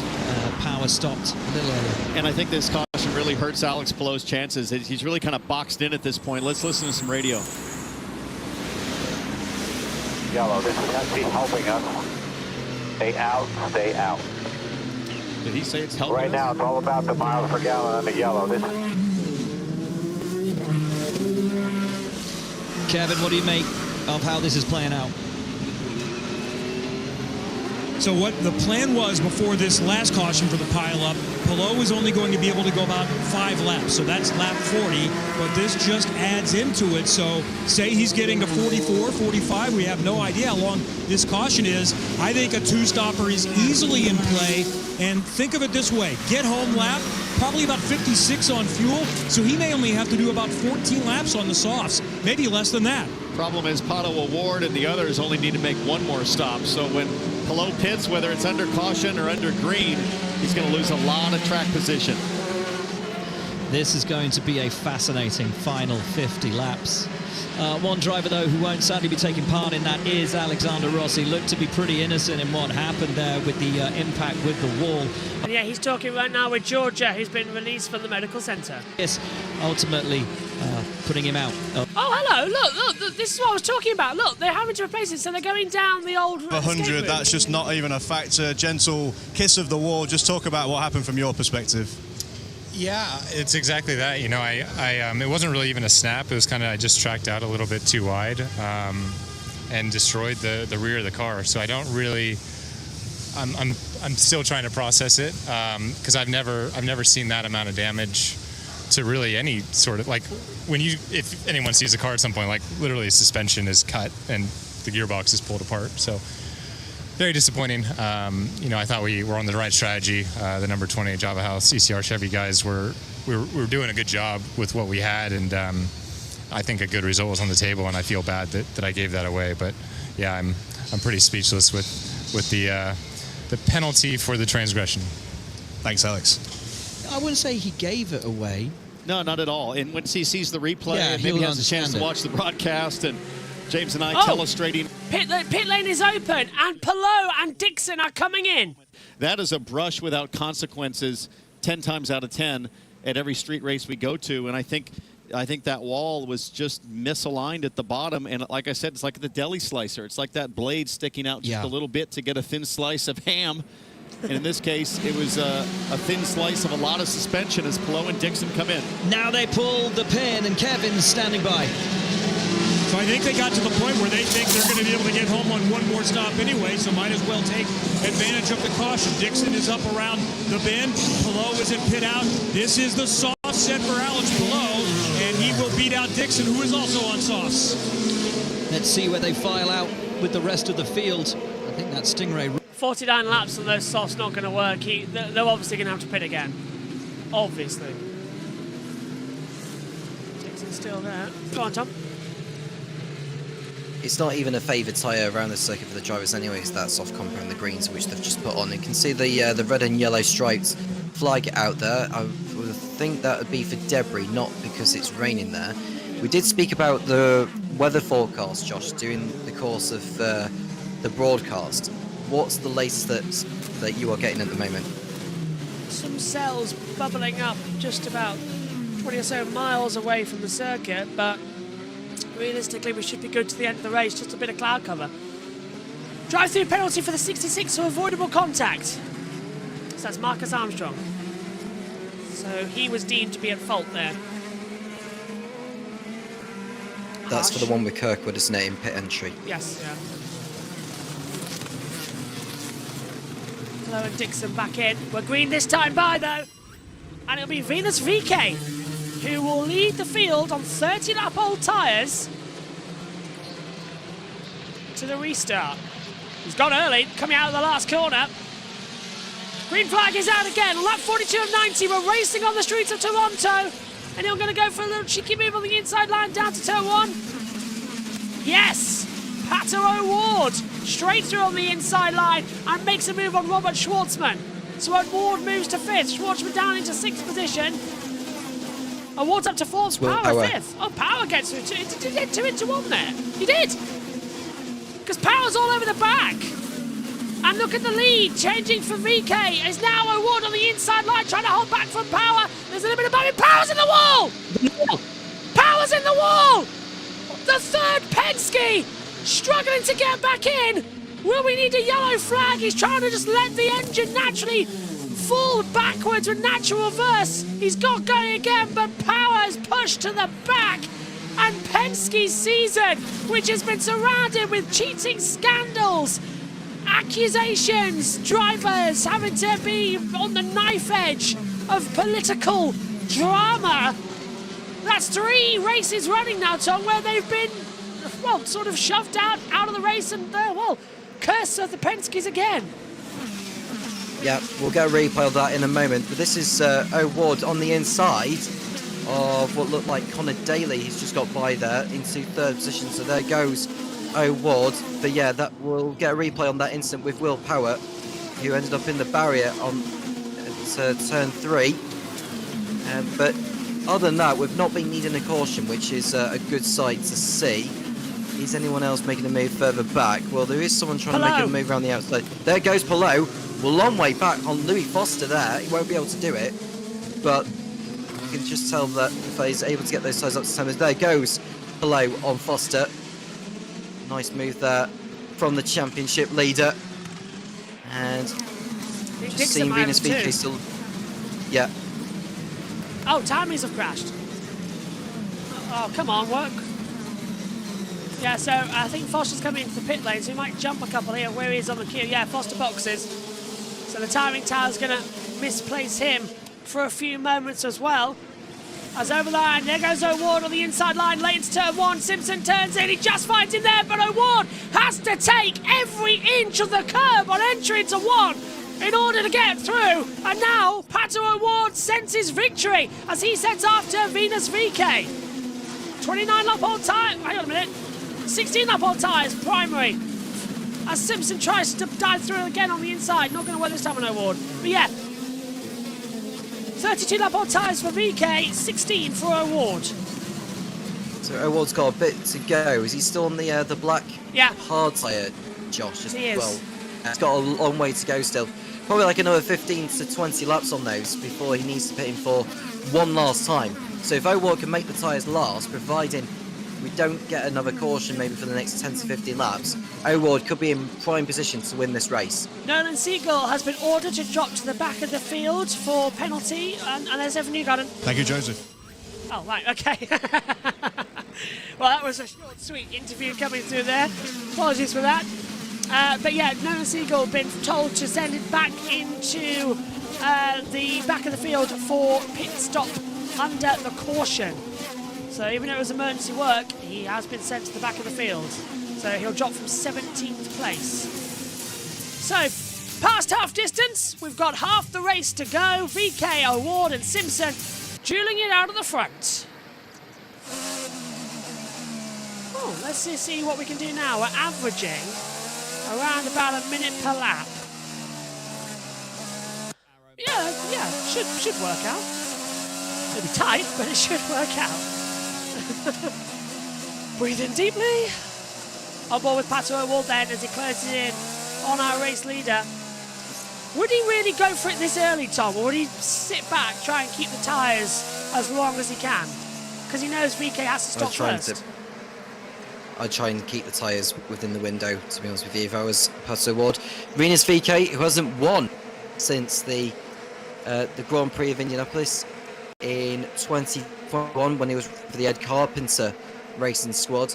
Can he go for win number 2? It's unlikely he'll do it here because he's out of sync, really. So those, but he'll give it a good old go.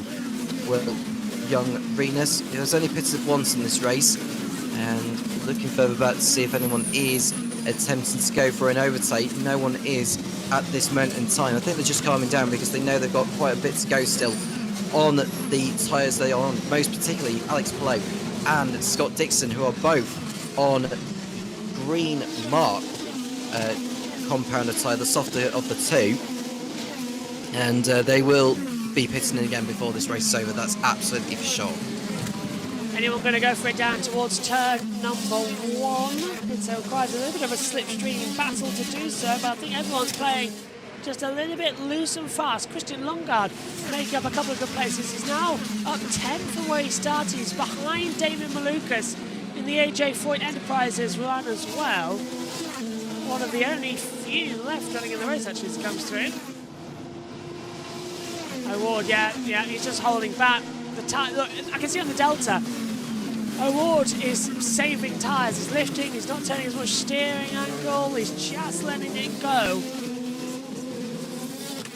That's Simpson. Well, I can tell you, because Kiffin Simpson's on 32 lap old tyres, and he's keeping up. Where's Palou right now?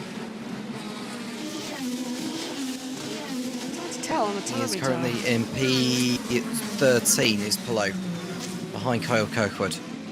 Last lap of the race then. 101.7591. As we go to 4 thousandths of a second here. 100 thousandths will probably be the next one on the list to come through. 4 decimal places after. There's Aaron Likens watching on top of the board as the action continues.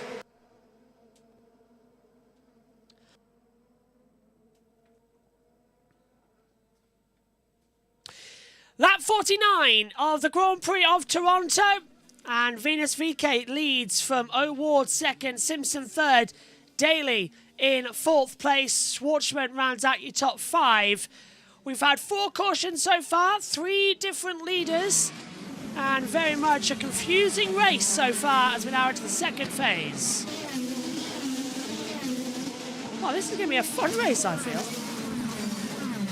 It's starting to tease us with what could be a good one. I'm going to miss street racing. Our next one, of course, won't be until... Oh, where do we go? St. Petersburg next year. This is the opener for next year. A bit of a slide coming through from O'Ward. Let's hear from Zach Brown. Bit under the brakes. I think we've got a better pace here up front if we can get some clear air, but as we've seen a lot of yellows so far, we'll have to see how the strategy plays out, but we're looking good. Right now it looks like one more stop. Is that true? Yeah, I think that'll be the case unless something unusual happens, which sometimes in IndyCar racing, unusual things happen. Thank you, Zach. Zach Brown there as well. Of course, CEO of McLaren, not team principal of McLaren F1. Many people make that mistake. That's Andreas Seidel as he comes through. And I think as well, Tom, Zach needs to be credited.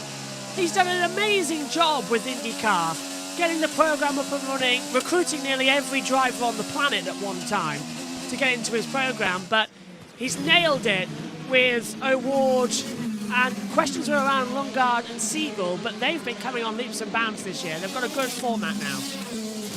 They've got a good format, and just to correct you, it's Andreas Stella who's the team Seidel's principal. Andreas Seidel. Yeah. It's been 2 weeks off, and my brain has gone off the F1 world for 2 weeks.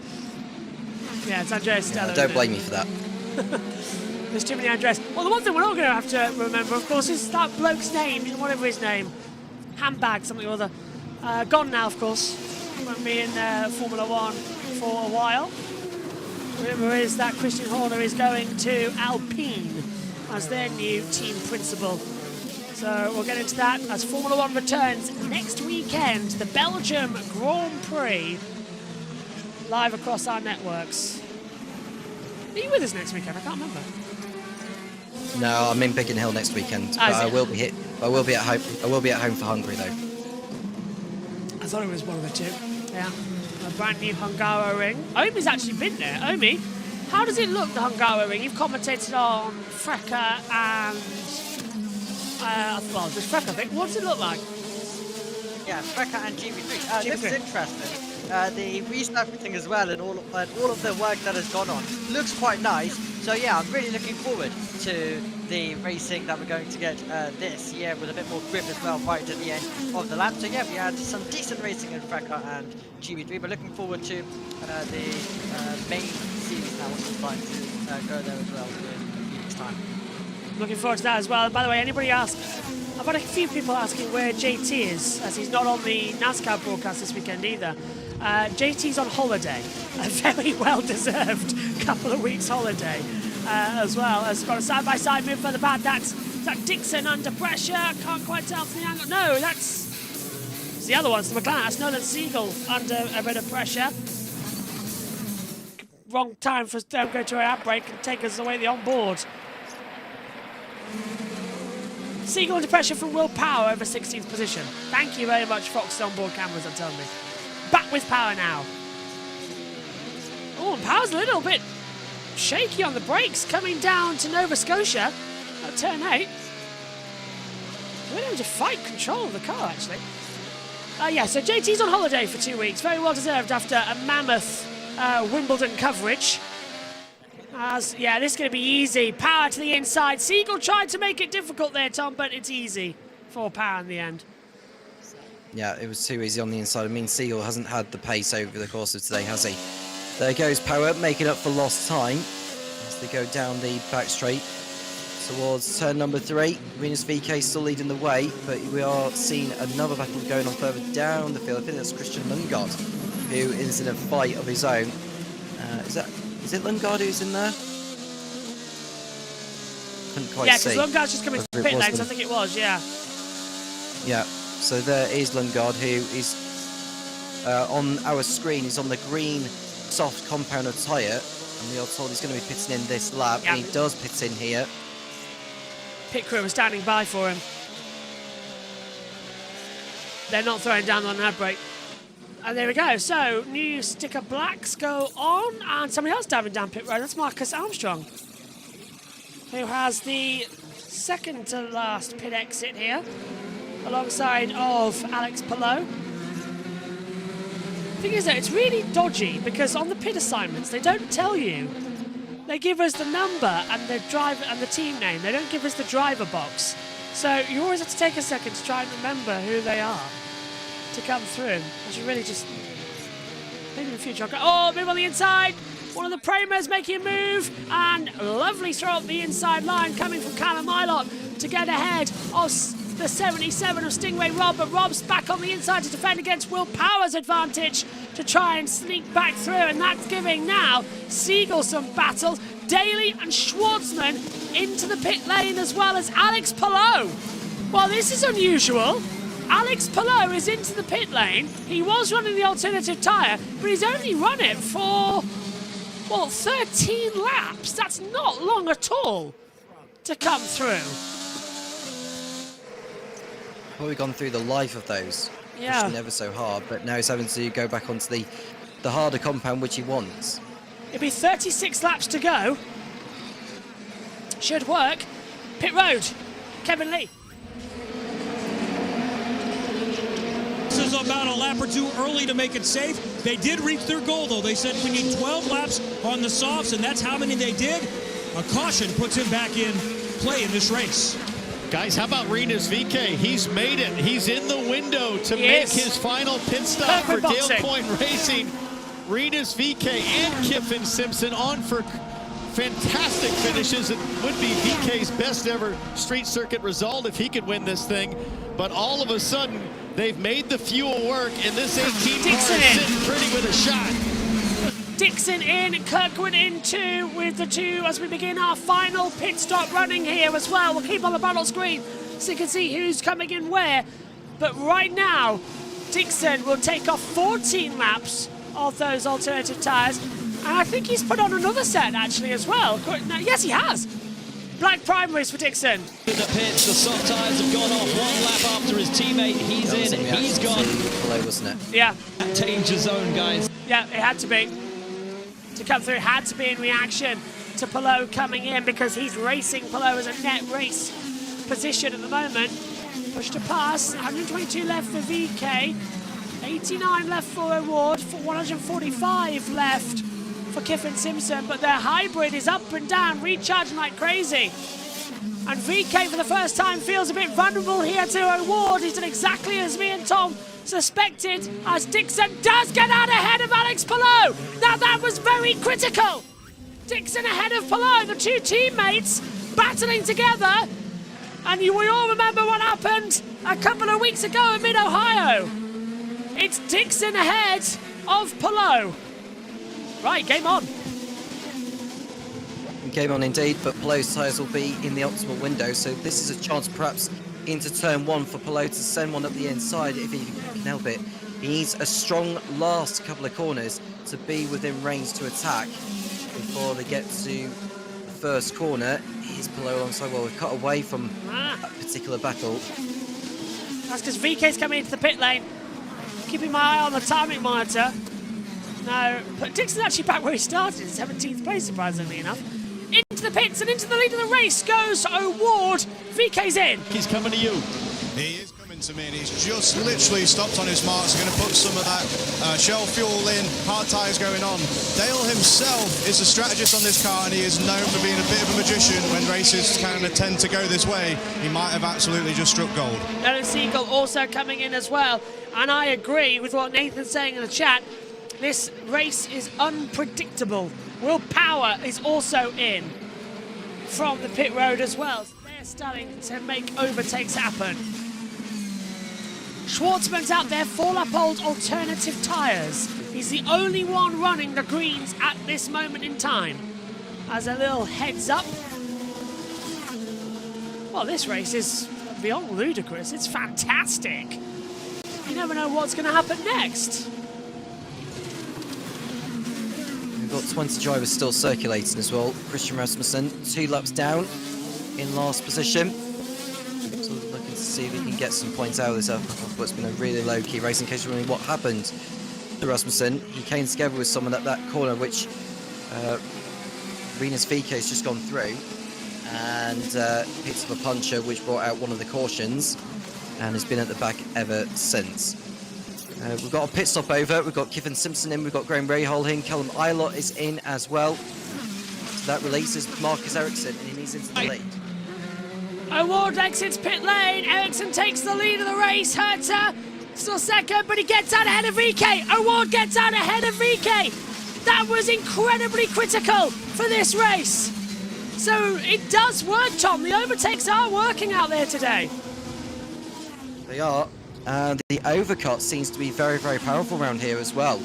And I'm surprised by that, because you would think those pitting in first would have the tyres in the optimal window ahead of those who only just be getting those tyres up to temperature whilst they've got a chance to get the move done. But it feels to me like the overcut is looking more effective here than the undercut.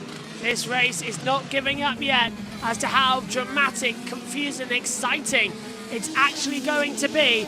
Do not leave the room wherever you are, because this is going to be a race and a half, and I don't think anybody knows what is coming next. We're just trying to get some graphics available to you as people have requested to see the tyre data more often. So we're just trying to get that open to you now on our commentary screens as well, as Marcus Ericsson dives into the pit lane, Tom, and that should be an easy one to move over. Out of the pits now is Ericsson. Where does he rejoin? Well, he's shown he's in P7 ahead of Robert Schwartzman. So Ericsson's played that strategy rather well to his liking. But now it's going to come down to who comes out on top of it. Well, Colton Herter is the one lead on the road, but O'Ward is on the fresher tyres. Don't know how long ago it is since Herter came in for a set of Robert. He has pitted. How many times has he pitted in this race? I'm just trying to see. Yep. He has pitted. Oh, who are we looking for? Hertz has pitted twice. Award 3. Who are we looking for? Yeah, Hertz. 2. Just 2. Hertz. When was the? Yeah. Finding the last lap. He's on 27 lap old tyres, according to control here. So he doesn't come in. There's no yet. way he'll go to the close. Nah, has to pit. We've got 30 to go as well, so I reckon he'll try and bolt on a set of greens. People asked, we've put it on, so we now have the tyre graphic back as well. It's been dodgy for a couple of races, but I've never been able to fix it in race, so there you go. It's all there now. You can see the tyres that they're currently on as well, the gap, interval and status of the car alongside who's driving as well at the moment. But O'Ward's got VK right behind him, and this is actually the net battle for the lead of the race if we want to talk about it. VK, we said he was in net position, O'Ward was in there too, and they're hammering it out between each other. The gap 0.4 of a second. Is Hertz a lap ahead? Hertz is a lap ahead. Playing into the hands of Colton Herter. Hertz is a lap ahead of the field, Tom, because he hasn't stopped yet. Yeah. He's saying he's 12 seconds ahead of O'Ward. Peter said a lap, now it's saying 12, but he hasn't stopped. Systems here not going what they're supposed to. It said a lap, and I was trying to work out how that happened. Because it's not a fast pit stop here, but it is a quick lap. It's a 63-second lap, and it's a 35-second pit lane. So if you go through it a couple of times, you end up a lap down. As you can see, it's happened to Robert Schwartzman. He's coming to the pit lane, still a lap down. I'm loving this. Last week's race was unpredictable as well, says Nathan. Omi was covering that one. I just got in at the end. You got in very close to getting it. That was a wild one. You were enjoying yourself with that one, weren't you? Yeah. Quite lucky with the race I got. I can barely hear you, mate. You've gone downhill a little bit, actually. Turn yourself up a little bit. Just went. I lost you for a second. It went quiet. Hertz is in the pits. So Colton Herter pits, and O'Ward takes the lead of the race. Okay, Amy, go on. I was just saying how it was so unpredictable. It was absolutely ridiculous stuff, and we didn't know who was going to win it at all. Fantastic, though, and that's what over-racing does to you.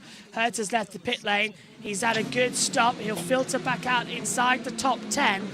I think it should be either ahead or behind Ericsson. Let's have a look at the monitor. He's head out 6th place ahead of Ericsson. Yeah, go on, Tom.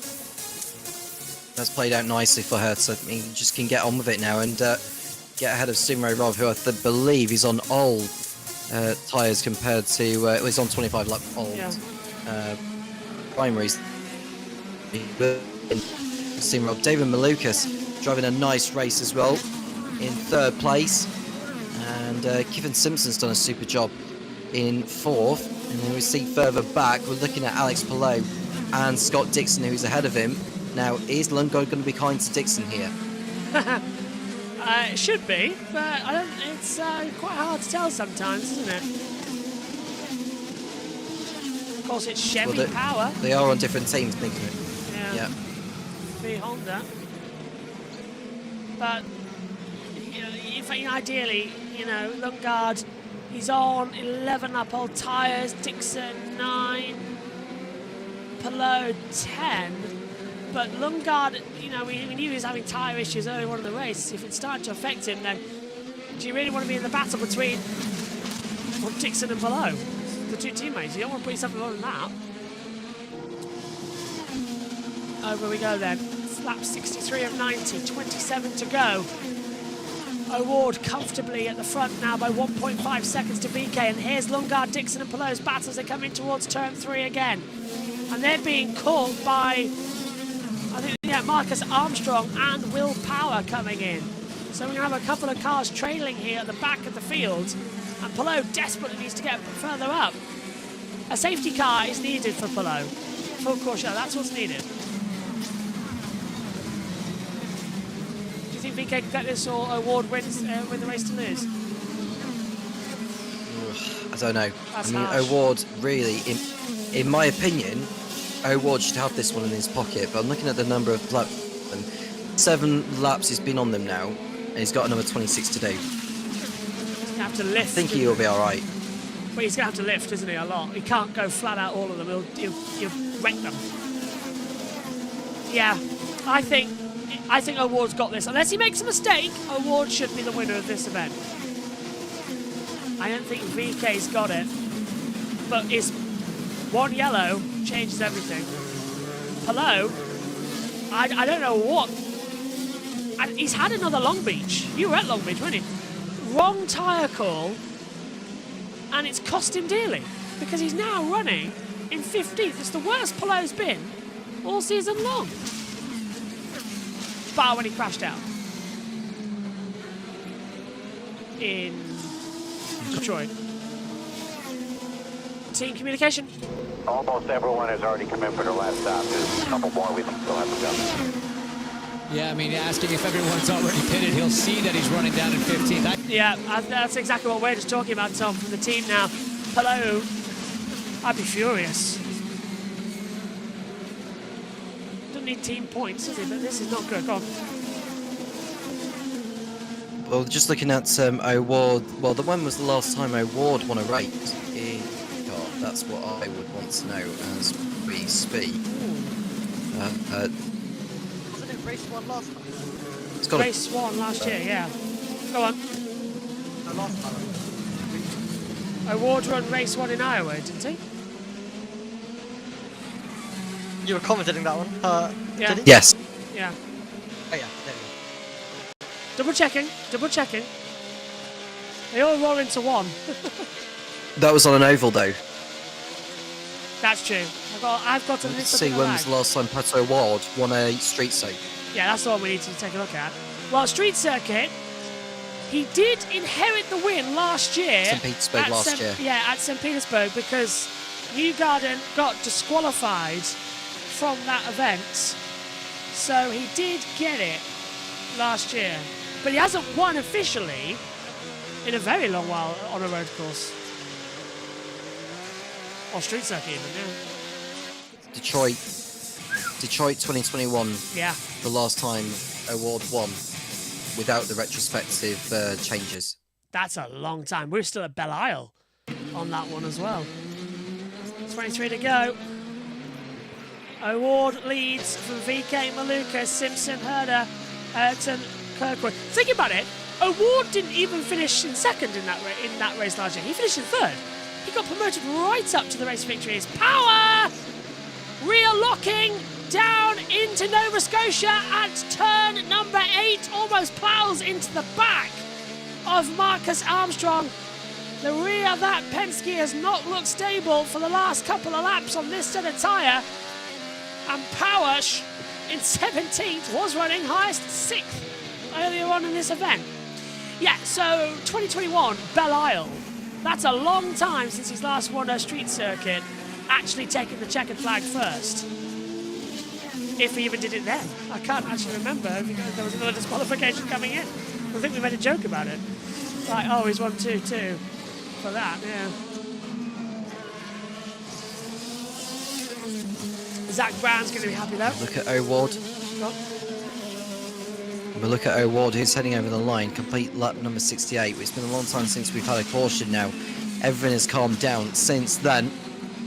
Rena's VK and David Malukas will be happy with their performances, and most definitely, I would say, Kiffin Simpson. This winning's going to go to Zach Brown's head, because every time Zach's been in the paddock since Silverstone, he's won a race. Wasn't in the paddock in race 2 at Iowa, flew back to his home.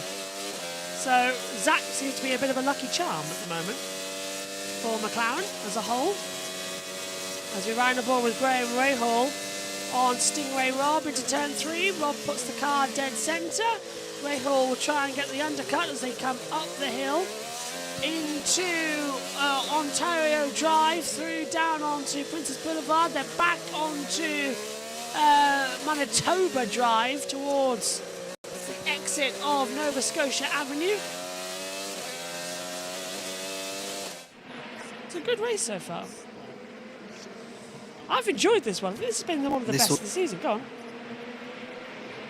This will be Kiffin Simpson's best ever IndyCar result if he was to remain where he is. Wow. Simpson, yeah, needs to be there.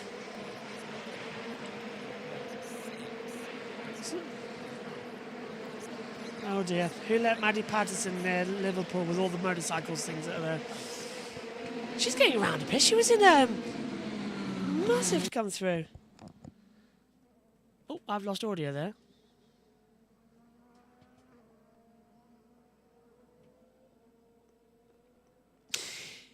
I've been told that there's an ad break coming back in, so I'm just waiting for it to not hit the queue. Because I think going to be a stinger shortly.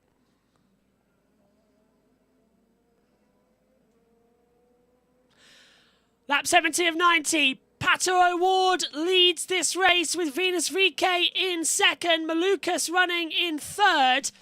As things stand, Simpson fourth, Herta fifth.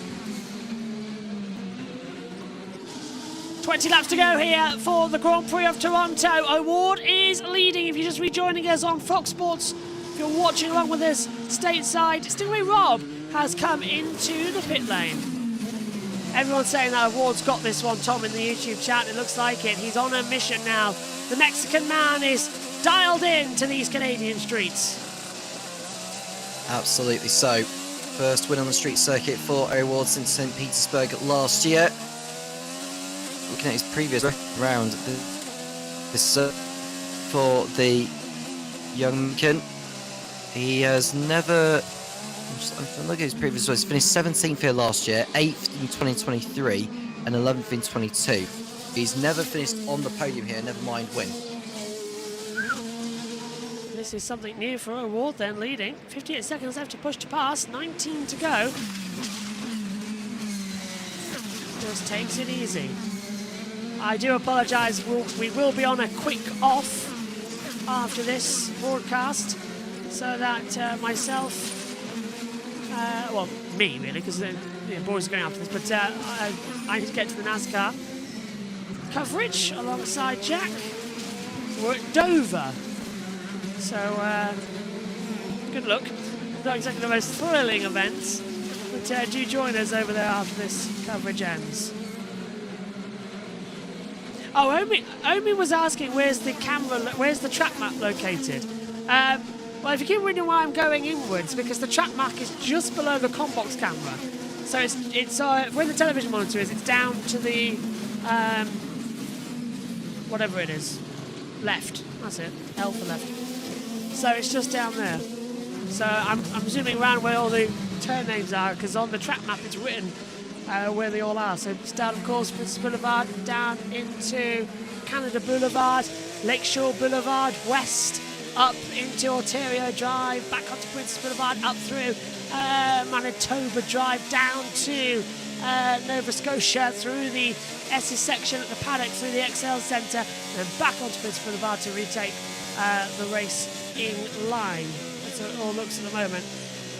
But yeah, I'm getting close to the comp cam, so don't worry about that. 18 to go, on board with Rosenquist. I don't want to say the Q word, Tom, but everyone's managing tyres, so the race in turn has become the Q word. If you look at Rosenquist, he's still handling with that broken front wing. How has he done that? It's been, what, 60-odd laps? Manic from him. Wow, do you know how much the cautions cost us in time extra? It's cost us 18 minutes extra. That's how long those 4 or 5 cautions cost us. Wow. Should have been done easy peasy. So we will be on a quick off so that we can get to the NASCAR and our coverage will start. O'Ward leading. VK's 3 seconds back. 2.8. He's closing in. VK's not done yet. He's starting He's to not, pull but in. he needs to look after his own rubber. Yeah, as O'Ward. Did he just lock up there? Yes, he did, yeah. Small lock-up for O'Ward. Coming at the top in turn 8 and 9. Yeah, coming through turn 8, yeah. Oh, I can see on the onboard camera he was looking at it and going, nope. You can see the whites of his eyes just through the dark visor poking out. Closing in then for the final time. We're going to check in as Power dives on the inside line and gets ahead of Marcus Armstrong. Great move there as into the pit lane comes David Malukas. If there's any more drama, we'll cut back, but for now, let's check in for the final time with Tom Gaymore. Turn 5 as we follow this group of cars being headed up by Connor Daly, as David Malukas has pitted this time around, so they couldn't get it done. The Team Chevy AJ Foyt machine. There's David Malukas. He's going to come out behind Will Power, and yes, that's the driver that he has been rumoured to be fighting for that seat next year at Team Penske. And oh, that's the 16. That's Rosie Quest. He's not locked up down in turn 3. He'll get in reverse, but there's car still in the way. Dangerous rejoin right in front safely. Of Palou. Yes. Palou nearly hit him. That was that. Now that's going to be a penalty. Palou's back through on the inside, but oh, there's going to be contact there as well because he's got Will Power trying to come back around the outside as well. And now the other side of the wing gets damaged. And has Power avoided the puncture there? I think so. Yeah, he's got to come in, isn't he, Rosenquist? Yeah, I would. No, he's still going. The stewards might call him in, though, for this. That was very, very, very dangerous. Locked up, that's fine. But then changing position was not on. Down back to turn 1. Leaf falling off the side of the circuit there. Right, let's return to Tom Gaymore. Third place, he's ahead of Colton Herter. Just there is a couple of seconds, 1.5 seconds between them. So the race for me now very much on for third place. Colton Herter versus Kiffin Simpson. Chip Ganassi, Team Honda versus Andretti Global, Team Honda. And that pole sitter, Colton Herter, who saw his race sort of slip away during the caution periods and with strategy not quite falling his way, now has a real opportunity to fight Kiffin Simpson for that final podium position. Kiffin Simpson, who's having a fantastic year so far. Best finish of 5th so far this season, but has qualified well, had those 2 top 10s at Road America and Mid-Ohio. Can he have a good street course result to go with?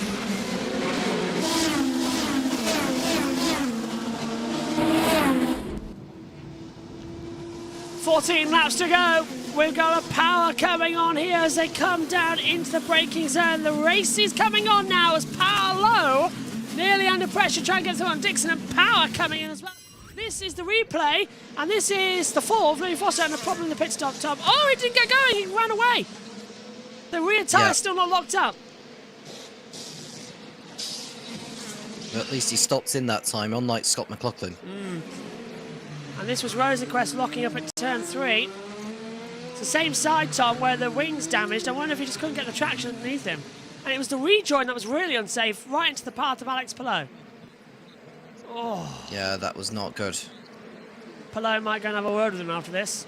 And this was secondary contact. Power did clip the other side of the wing, coming down back into Mayotoba Drive. Just smack him on the wrist. Rosenquist always been doing things like this. Remember Formula E hitting his teammate Nick Heifeld in Mexico City? Same manoeuvre, he had damage wing then as well.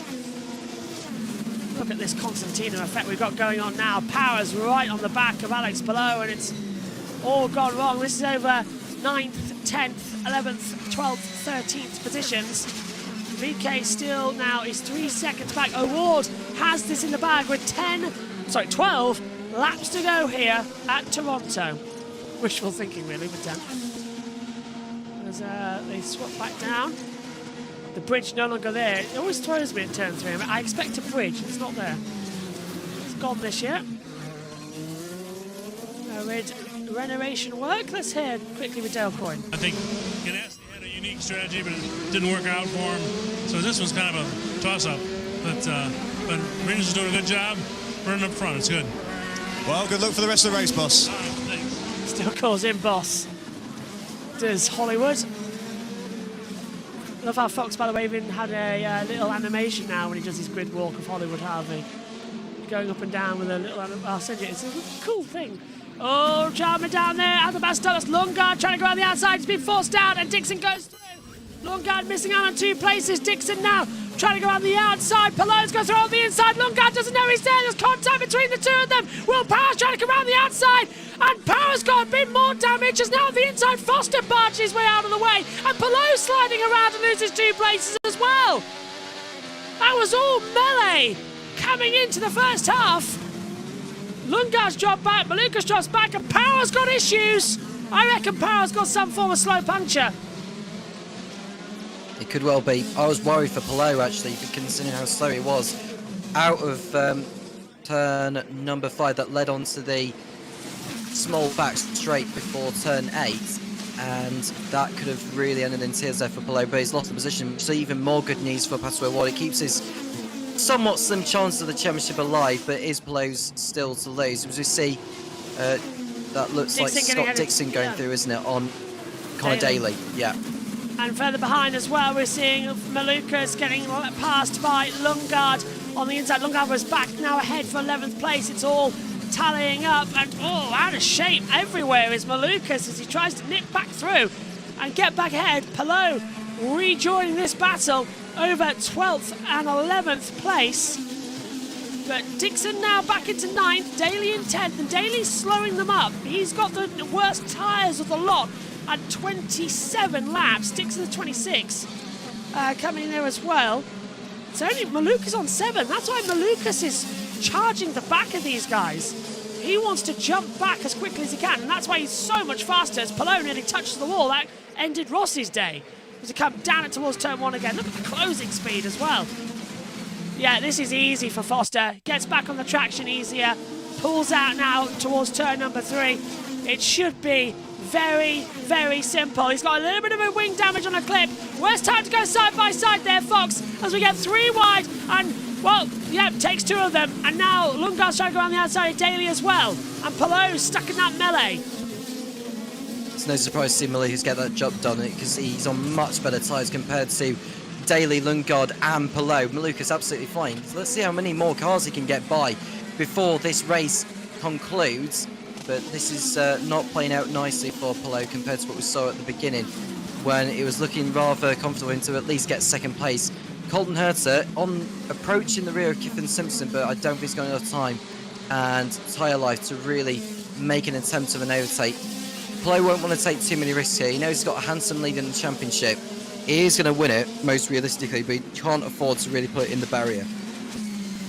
Closing in, losing on time. That wing's getting worse all the time for Rosenquist as Power goes through the inside line at turn 1. Now watch Pelot. Has he got the traction to get ahead of Lundgaard on the run up towards turn number 3?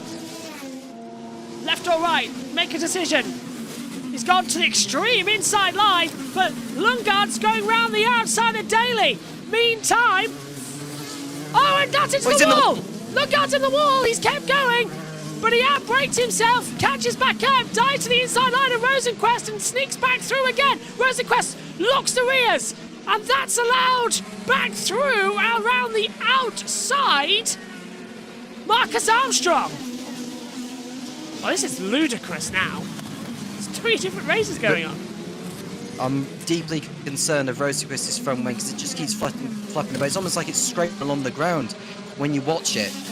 But yeah, they've all got through there. And there we see Will Power approaching Alex Pelot coming out of the last turn. Right on board actually of Christian Lundgaard, who is struggling by the looks of it. There goes Pelot on Daly, and that was coming. Daly locked up as well. Oh, hello, camera angle was doing something there down turn 1. And here comes now. Power needs to get ahead of Daly quite quickly because he can't let Pelot escape up the road.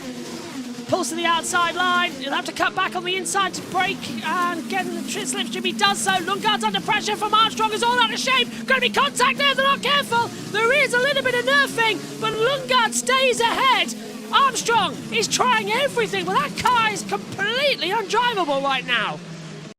The front is just locking up every time he touches the brake. Yeah, Lundgaard with not so much push to pass left. He's got 41 seconds or so. But you do use a lot of it on the straights when you're trying to pass another driver. What does Alex Palou say? Well, Palou's got 6 seconds to make up on Malukas, which he's not going to do. One, because Malukas is so far ahead. In that amount of time, Palou's not going to catch up to him. And secondly, Malukas is on far better tyres, and he's approaching Dixon. Let's have a replay then. So this is Lundgaard on the outside, and he did get forced off by Daly and just clips the wall, but no damage. Exeter 4. Lucky boy. Lucky boy. Yeah, okay. We've been commentating too long together. It's not that long. Yeah, but Buzz knew where we were going with that one. That was lucky, though. That was a complete nerf as well. No, you're right. You're quite right with that. Closing in, 6 to go. Power's closing on the back now of Palou. Back on the P's. It's going to be detrimental. And I don't like, look at Power. He's struggling to turn in every time. The car just wants to, it's so much understeer. Just drags him out wide. Oh, he's got 75 seconds. He's got 75 seconds of push to pass available compared to Palou's 65. So it's just a matter of where Power will use his push to pass on this back straight. He will use some of it here because he is within the slipstream. He's on 4-lap better tyres compared to Palou. As we've cut away and we're looking at Pato O'Ward is coming up to lap the 77 of Stingray Rob, and it's looking good for another victory to be put into the cabinet of his IndyCar career for Pato O'Ward. He's going to lap. He's not now. put a foot wrong today, has he? No, he really hasn't. He's not even. You can't even say benefit by the cautions because Palou we thought was going to benefit. VK we thought was going to benefit. It's been the right calls for strategy at the right time, and McLaren today have absolutely dominated. Power's got by Palou, Josh, for your information. He's got through into P11. We did say it was a matter of time before he could well get past him. He's on better tyres, he's got more push to pass available, and he's gone through with these into P11. And Palou will just want this race to be over ASAP. Yeah. We're running into the end of the season now. It all ends in August, of course. So there's not long left at all in 2025 IndyCar. The earliest finish we're going to have for a while, actually. But that's because Fox didn't want it to affect the NFL season. Next year, it's slightly different. Simpsons locked up as well coming to turn 1. So a few little errors still coming. VK I wonder if there's any other battles on. Yeah, I wonder if there's any other battles. Well, Lundgaard's got past Daly for 13th place, which is some consolation for Lundgaard. Okay, so the penalties have now been received. Siegel did not drop to the back, so keep an eye on that one. That might be something to come through later.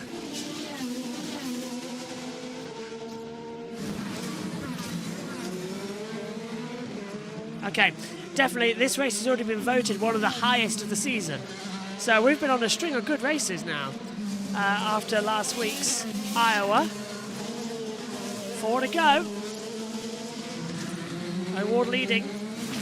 Another name to add for a 2-time winner this year. Finally, it's not just going to be the Palou-Kirkwood domination as it was for the first half of the season. As soon as we started the second page, Dixon and O'Ward have joined that list. And O'Ward would then become another 2-time winner. Battle still going on for second and third, though. VK lapping traffic, but coming in is Kiffin Simpson, being chased in by Colton Herter. So 2, 3, and 4 might still be up for grabs with 3 laps to go. Well, Herter's got more push to pass available, I think, compared to Simpson. So he's got an opportunity to snatch that place away. And Herter deserves a podium out of it. Caution's out! Caution is out! Not sure why, but this race will end under yellow. I don't know why. Simpson holding back. Oh, 2 cars off and very close to contact here. They're going to have to, that's in front of the leaders. And, well, that's Siegel as one of them. And who's the other? Is that That's Malukas? got to be, it may well be No, it can't be Malukas. I think it's one of those from the back of the field. But it will end on the full course yellow. And Pato Award has won this race. So, yeah, it's definitely Nolan Siegel involved.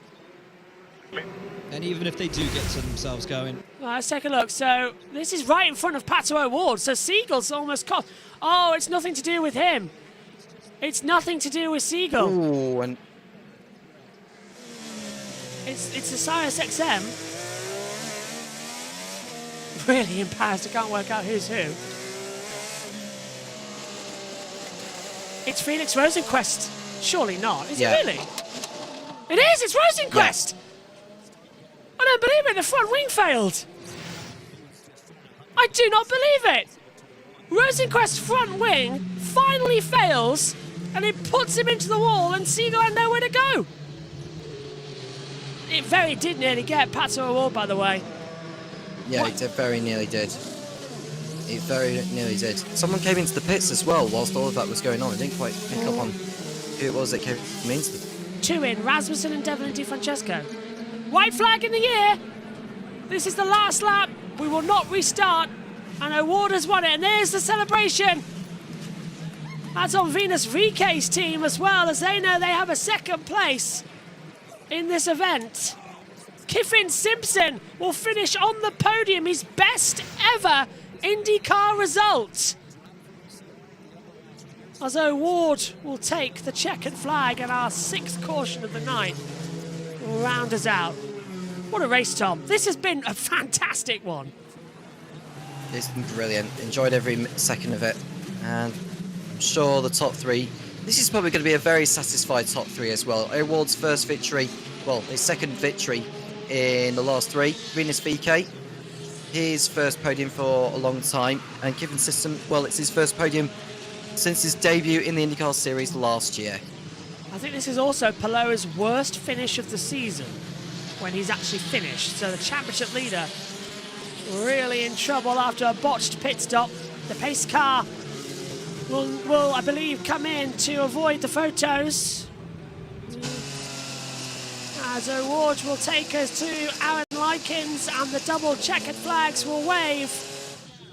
We end behind the pace car after a thrilling race here in Canada for the first time on a road course since last year in St. Petersburg. First time to actually take the checkered flag himself since Belle Isle in 2021 at Detroit. Pato Award gets a round of applause from Zach Brown and the McLaren team. Tony Kanaan, the team principal, is waving him on. The checkered flag falls. Award scores again in Toronto. Victory number 2 of the season. And it's weeks back-to-back victories from Iowa 1 to here as well. Stunning drive all day long. VK in 2nd and Simpson 3rd. What a top 3 and an unpredictable one for the season. What are your thoughts, Tom? Great result for the Arrow McLaren team, and Award, who's given himself a little bit of a chance in the championship, with Palou finishing far down in 12th place. But he's put no foot wrong, really, has Award, but very nearly taken out by Siegel and Rosenquist in the final few laps there, but he kept going as he had done. A good result, actually, for Marcus Ericsson in 5th place. He's had little to celebrate so far this year, has the Swede. What a race. Omi, what's your final thoughts on this one? Really great race, really interesting, and great to see that IndyCar is now continuously delivering us with some great racing round after round. Yeah, it's been a while as well, hasn't it, since that? Well, my thanks to Tom, my thanks to Omi as well, my thanks to all of you. We can't bring you the ceremonies for the podiums because we've got to get off to NASCAR. They start in 10 minutes' time with the green flag. My thanks to you all for joining us. What a classic here in Toronto. We'll see you next week when we do it all over again. Take care. Bye-bye.